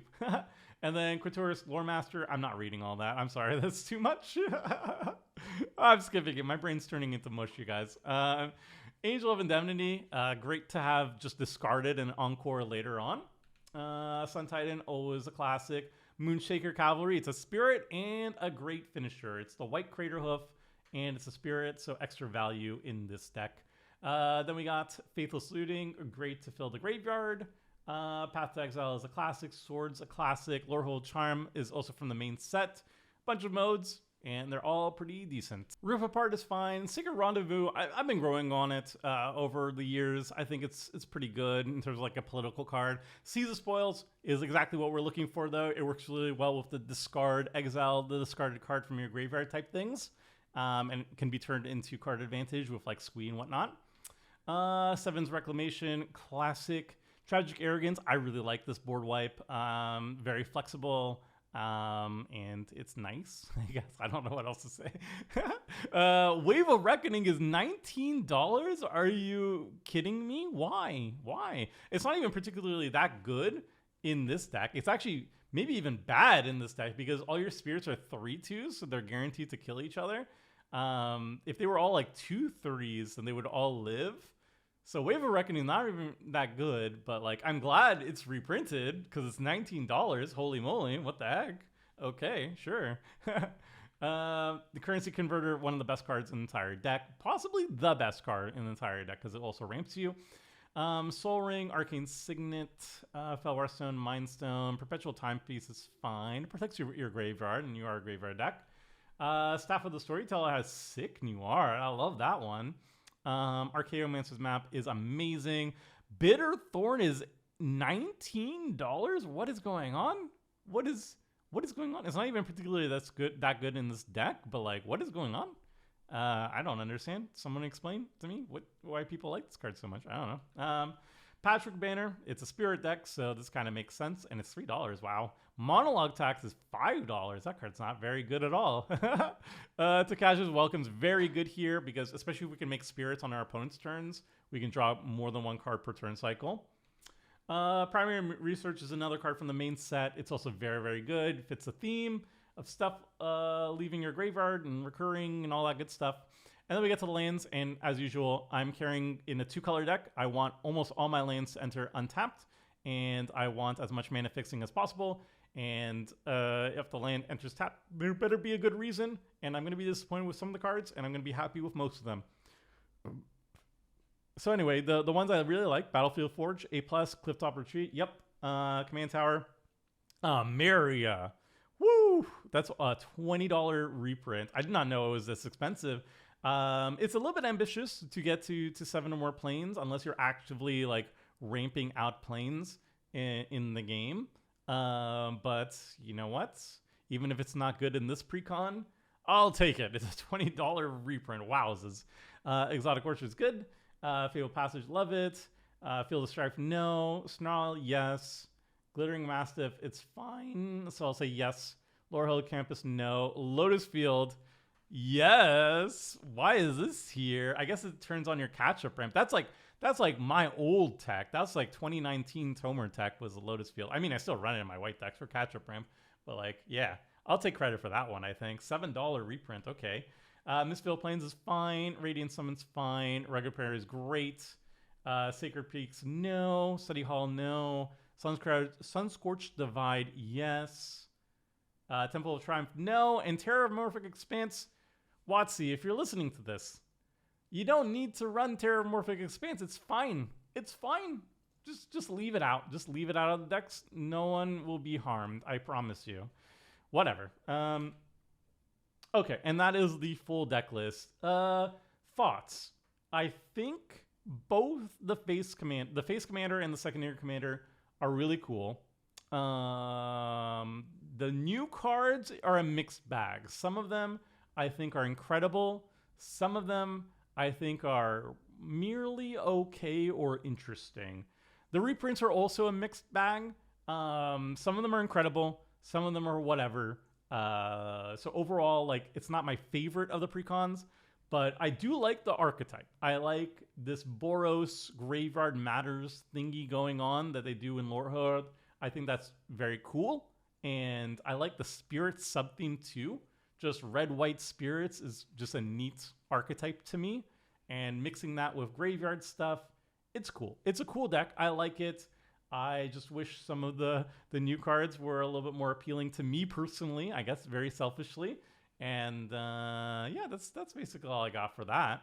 All right, the final deck is the Quandrix Precon. This is blue-green, X spells matters, and +1/+1 counters matters. And the face commander is Zimone, Infinite Analyst. It's a 3-mana Simic 0/4 human wizard. The first spell you cast with X in its mana cost each turn costs 1 less to cast for each +1/+1 counter on Zimone. And whenever you cast your first spell with X in its mana cost each turn, you put 2 +1/+1 counters on Zimone. So Zimone tells you what this deck is all about, which is casting a whole bunch of X spells. You want to get +1/+1 counters on Zimone, either with a bunch of spells in the 99 that put counters on her, or by casting X spells, which will put counters on her as well. And then the first one you cast each turn has a huge ramp discount from the commander. So that's what the deck is all about. Just big X spells and +1/+1 counters matters, and Zimone is doing both beautifully. So this is a fairly unexplored territory for commander design, X spells mattering. We haven't seen it too much. Obviously, we've seen +1/+1 counters like every single set since the dawn of time, but X spells mattering, we've only seen, I think, in one other commander precon, which was Magus Lucia Kane, which was the secondary commander of the Tyrannid deck. It was also blue-green, but had access to red as well. And that one also cared about +1/+1 counters and also cared about casting X spells. Magus Lucia Kane, arguably even stronger because you just straight up copy the X spells. It doesn't ramp you as much as Zimone possibly can, because Zimone can make you nigh infinite mana discount for your X spells. Magus Lucia Kane is always capped at just 2, but you get to copy the spell, which is very, very powerful. And she puts counters on any target creature, whereas Zimone puts it only on herself. That said, Zimone does have some notable advantages over Lucia Kane just as a baseline. Baseline, Magus Lucia Kane can only copy one X spell per turn cycle unless you have ways of untapping her, which is like extra build around potential. Whereas Zimone's mana discount can apply to multiple X spells per turn cycle. It's only the first spell each turn, but if you have a bunch of X spells that are instants, you could potentially cast an X spell on your turn, then on your opponent's turn, cast an X spell with instant speed on another person's turn and benefit from the mana discount each time with Zimone. So just more mana discount potential per turn cycle over Magus Lucia Kane. And obviously the ramp potential with Zimone is off the charts, right? If Zimone gets like 10 +1/+1 counters on something like that, or 20, I don't know, with like a Forgotten Ancient on the battlefield, then your X spells are going to be like X equals 25, you know, like, and then yeah, sure, you're not copying the X spell, but who cares when X is 25? Now, the secondary commander is something I don't really know what to do with. Primo the Unbounded. This is X, double green, and blue, so you basically need to cast it for at least 4 mana. Legendary creature Fractal Wolf. It's a 0/0. It has trample and it enters with twice X +1/+1 counters on it.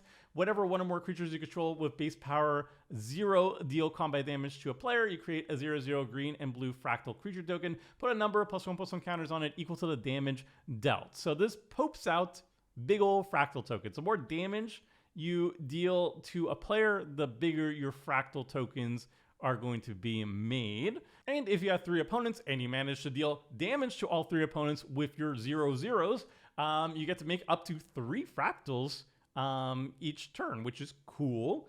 But like, I don't know, is that worth the hoops? I don't know. Maybe I'm underselling this card a little bit, but yeah, I was thinking about like, what would you do build around Primo to really take advantage of what it's doing? I was thinking maybe like Slime Against Humanity would be kind of funny. You could build a Slime Against Humanity deck, and they're all 0/0s with +1/+1 counters on them. And then if you start swinging out the slimes, then you make a bunch of fractals. That's something you can do. Obviously, though, it's more of a head scratcher. It's a little bit more open-ended. There's probably like synergies that I'm not thinking about, which is more interesting in one regard, but also I have no idea. I have no idea who's going to build around it. But like, tell me your tech in the comment section below.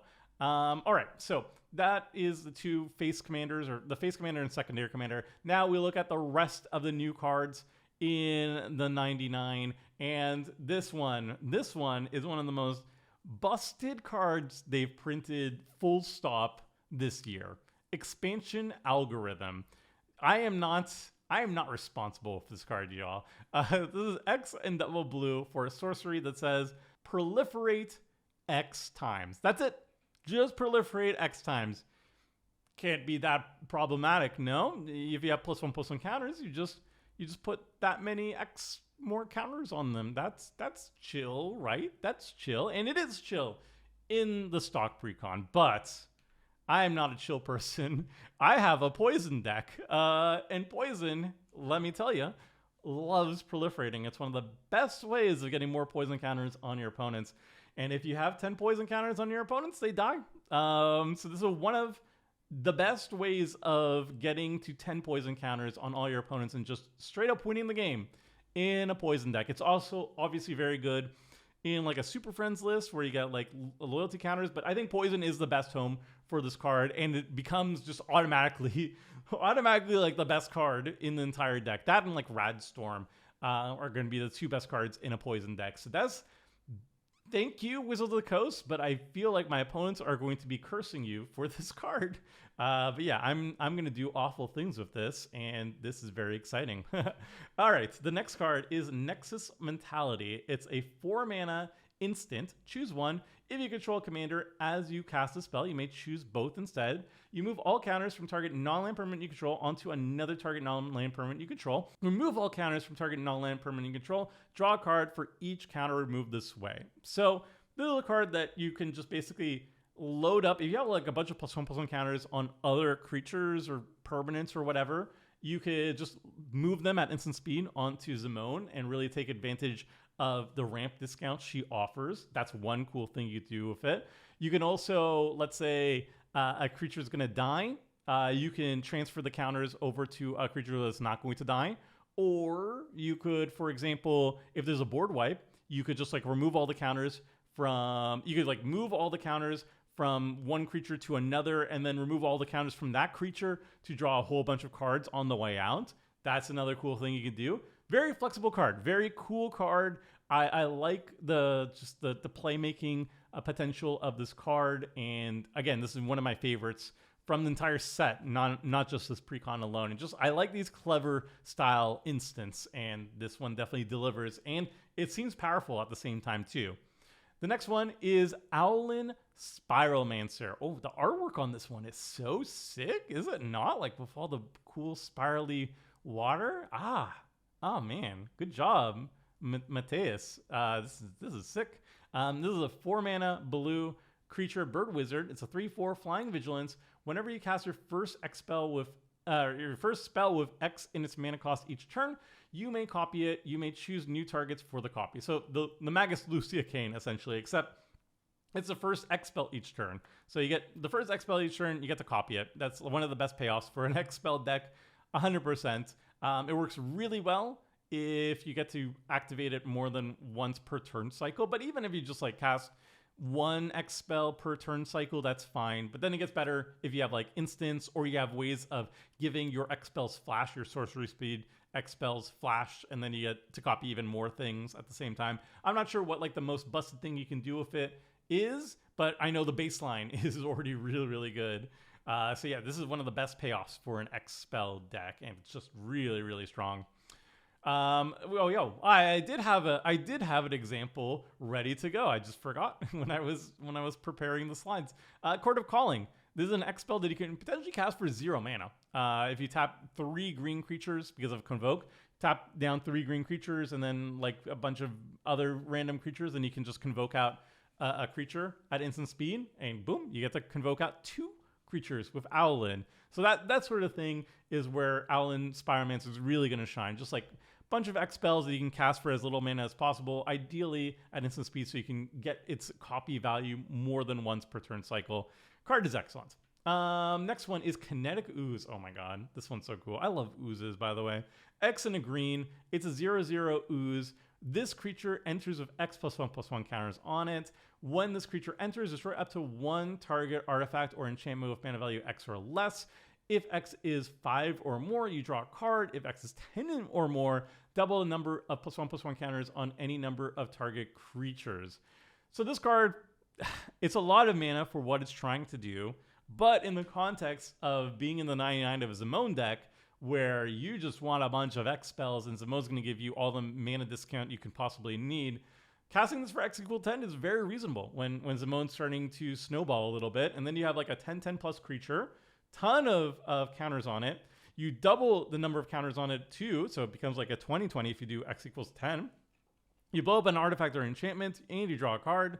Yeah, this is a really good X spell when you have a lot of mana to dump into it, or a big mana discount to dump into it. Like baseline, it's not very good. Baseline is pretty bad, but when you have a huge mana discount on X spells, it becomes quite good.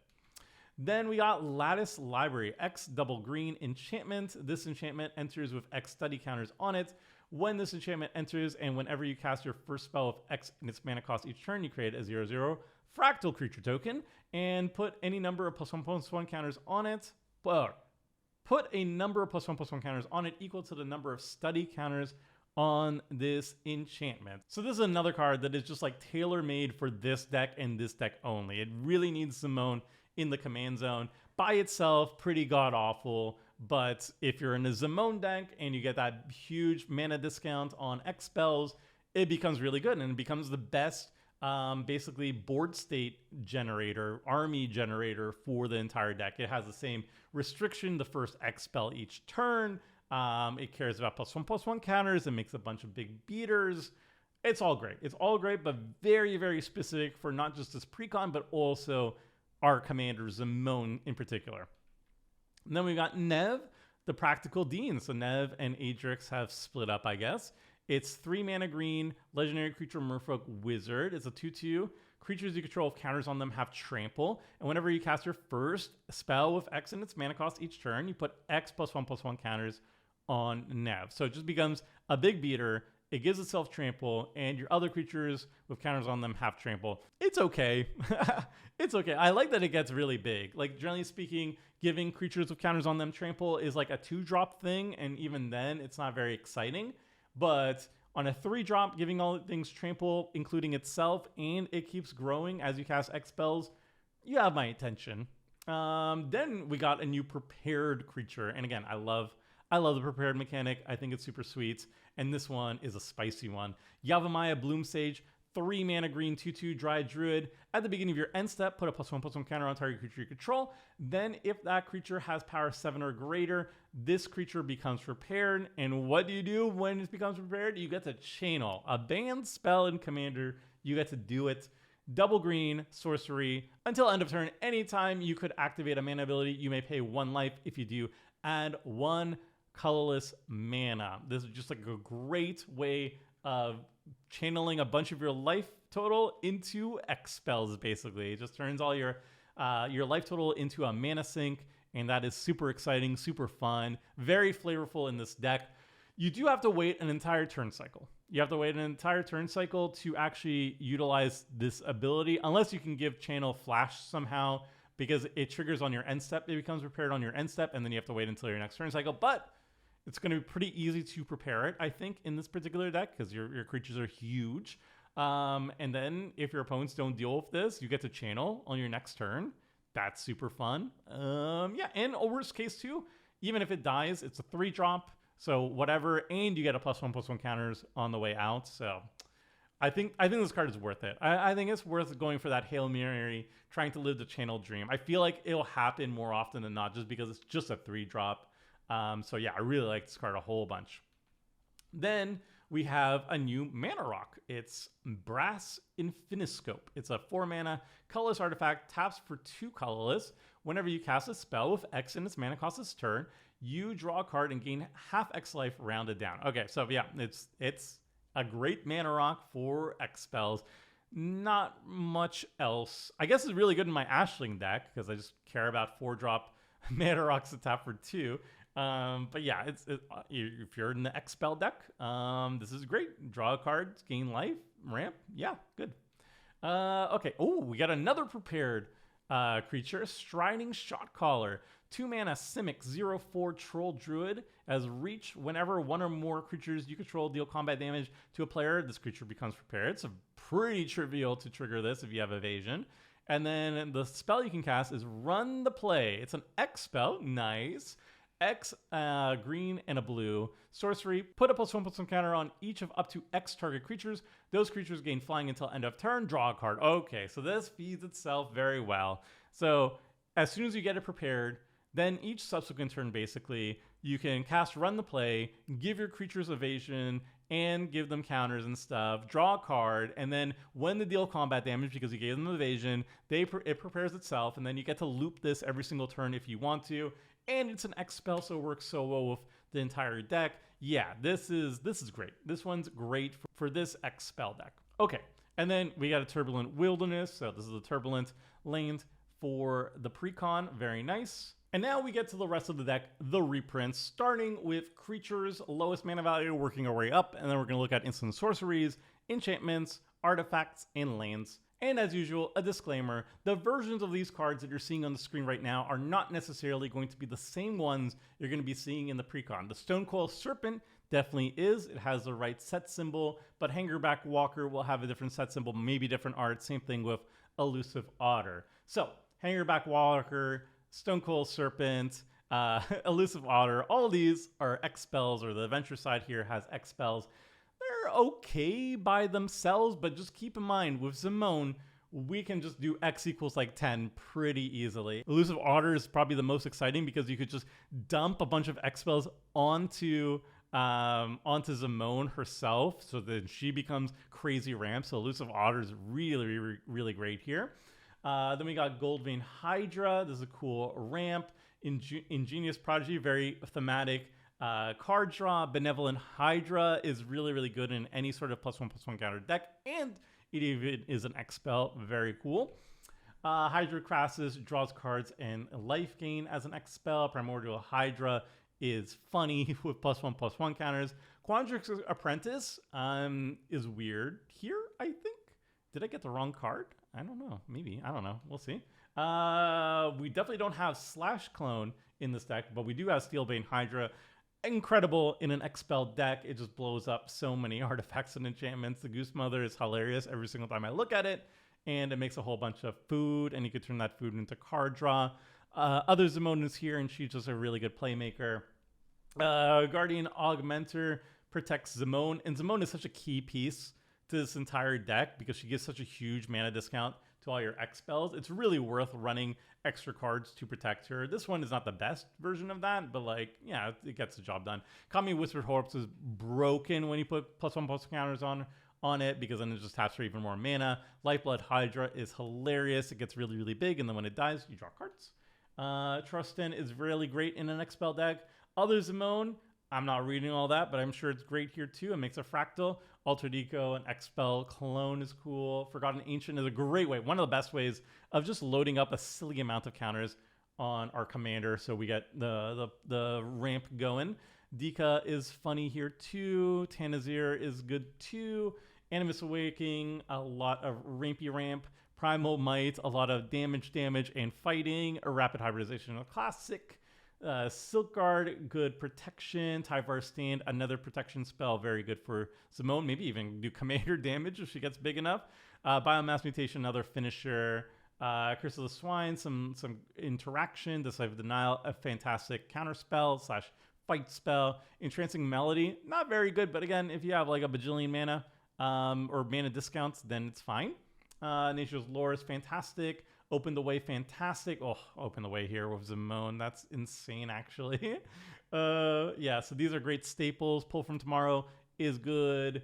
Quandrix Charm is from the main set and reprinted here. It's not an exclusive one, just a good card. 3 visits, fantastic. $7 for 3 visits? What's going on? Okay, I mean, reprint that card to the ground, hopefully.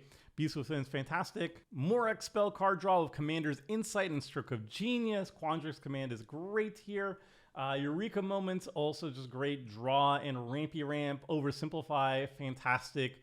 Board Wipe that also drops down a fractal for you. Perplexing Text. Tests, we're very like token heavy with the fractal side of things, so this can be a very clever mass balance at instant speed. Zimone's Hypothesis, again, really great in +1/+1 counter decks and, you know, doing manipulation of that sort of things. Astral Cornucopia is fantastic here. Soul Ring's great. Arcane Signet's fine. Ozolith is great in a +1/+1 counter deck. Elemental's Palette, another X spell matters. Mana Rock is great. Fractal Harness is great. Hardened Scales is fine. Mana Bloom is fine. Unbound Flourishing. Oh my god, $16 for Unbound Flourishing. It's got new art too. That's sick. My goodness, is that an expensive card? Okay, great reprint. Then we get to the lands. As usual, the lands. It's a 2-color deck. I want to see almost all the lands enter the battlefield untapped. I want to see as much mana fixing as possible. And if it enters tapped, I better have a good reason for it. Anyway, Alchemist Refuge. I love this utility land. It's great. Command Tower, A+. Exotic Orchard, Fabled Passage, Flooded Grove, A+ all around. Hinterland Harbor, love it. Opal Palace, I don't really love it, but in a +1/+1 counter deck, I respect the game. Oran Reef the Vastwood, also, I respect the game because most of the creatures here are green. The fractals are green too, so I can respect it. It gets a counter on Zimone, sure. Bazin's amazing. Paradox Gardens, no. Path of Ancestry, nah, no. Campus, absolutely not. The Rain-Slicked Copse, I would say yes. We have 3 visits. We have Nature's Lore. We care about forest duels, so I would definitely be running the Copse here. Reliquary Tower, we have so many X spells that draw like a bajillion cards. It's fantastic here. Rogue's Passage, we have a lot of really big creatures. This is a great way of giving evasion and winning the game. Sodden Verdure, 100% A+. Study Hall, pass. Tanglet Islet, I would say yes, just because we need a couple more forest duels for our forest duel rampers. Temple of Mystery, pass. Temple of the False God, yes. We have a lot of land ramp. Temple of the False God is actually quite good here. It's one of the few homes where I'm 100% on board with it. Terramorphic Expanse, absolutely not. Get that out of here. Wizards of the Coast, please. Snarl, yes. Yavimaya Coast, absolutely yes. and that is a deck. Only 37 lands. That is a strange one to me. This deck is very, very mana hungry. Like, there's so many X spells. They want so much mana. And yes, Zimone provides it to them, but like, Zimone's gonna die, y'all. Zimone better die or else you just win the game. So you better be hitting your land drops throughout the entire game in order to make sure that you can recast her and just cast your big X spells normally. And on top of that, there's a lot of cards that are specifically very good if we have lands in hand.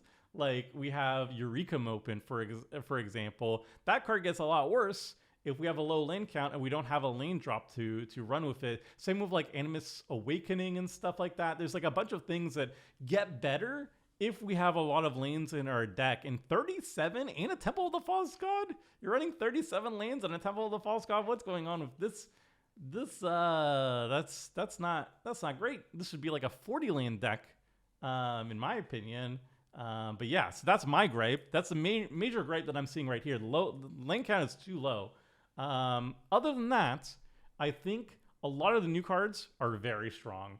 I think the secondary commander, I have no idea what to do with it. Please let me know in the comment section. But a lot of the new cards are very good. A lot of the reprints, there's so many X spells here. There's so many X spells, and that's great. So you're never going to feel like you don't have an X spell to cast with Zimone. There's a lot of like those X spell draw your entire deck type things. So you're always going to hit like all your X spells and stuff. So yeah, I'm very impressed with this list. Is it perfect? Absolutely not. I think the biggest strike against it is just the low lane count, in my opinion. But overall, this is one of the stronger decks for sure. Really impressed with the reprints as well too. Yeah, A+ on this one. And with that, my friends, we finally got to the end. That was 5 freaking precons in a single video. Again, Wizards of the Coast, please make my job a little bit easier by not previewing them all in the same day, especially at night, my time in France. That sucks. Or at the very least, maybe hit me up and give me the deck list ahead of time so I can prepare the video ahead of time. That would be really cool. Watsy, if you're listening, please, maybe. But yeah, overall thoughts on the precons. I think I would say the strongest out of all of them, just from Feely Craft and just first impressions, and because I've been doing precon reviews for like 15 years now, I think the white-black precon is probably the strongest. I think the commander probably is the strongest. The aura support is really good. I think the Simic deck is also quite strong as long as Zimone lives. If Zimone doesn't live, you're going to be in for a problem. But if she's allowed to stick around, I think she just wins the game like immediately. So I feel like Zimone's probably the most kill on sight commander out of the bunch. The Prismari one seems like overall the weakest. I think like Izzet Spellslinger is very strong, but the commander options are probably the weakest of the bunch. And not in a bad way. I think they're still good, but they're probably the weakest of the bunch. And some of the new cards were kind of meh. And then like the Witherbloom one was very good. I think all of them were good. All of them are very solid decks. So just honestly, if you're trying to decide, if you're watching this video and you're trying to decide which precon should I pick up, pick up the one that you think is the most interesting, and I think you'll be the happiest with that. Power wise, I think the Orzhov one probably has an edge over the rest, and maybe the Quandrix one has an edge over the rest if Zimone doesn't die, and then you just auto steamroll the table. But like those edges are going to be balanced out by like threat assessment and people banding up against the arch enemy and stuff. So don't take that like, oh, the Orzhov one, Tomer said the Orzhov one is the strongest, therefore it's going to win every single time if you pit these precons against each other. Absolutely not. If the Orzhov one is popping off too hard, the table will have to band together and take him out. So keep that in mind. This is a political game. Not everything is judged in a vacuum. But yeah, that's my initial impressions, at least. I'm most impressed with the Orzhov one in terms of power. Probably least impressed with the Izzet one. And yeah, I think all of them are very good, though. All of them are very good. Just like up that lane count a little bit, especially on the Simic one. 37 is just not enough. But that's minor quibbles. I'm going to have precon upgrade guides coming out soon. Soon TM. There's 5 freaking decks. So it's going to take me a couple days to actually get that video ready for you all, but like expect it like Monday or Tuesday or something like that, for that to be ready to go. Maybe Wednesday at the latest. I'm going to work on the weekend for that. And yeah, that's it for now. I'm going to take a quick nap, and then I'm going to edit this, and then I'm going to put this on the video, and then you're going to enjoy it. And like and subscribe if you like this sort of stuff. And until next time, friends. See ya!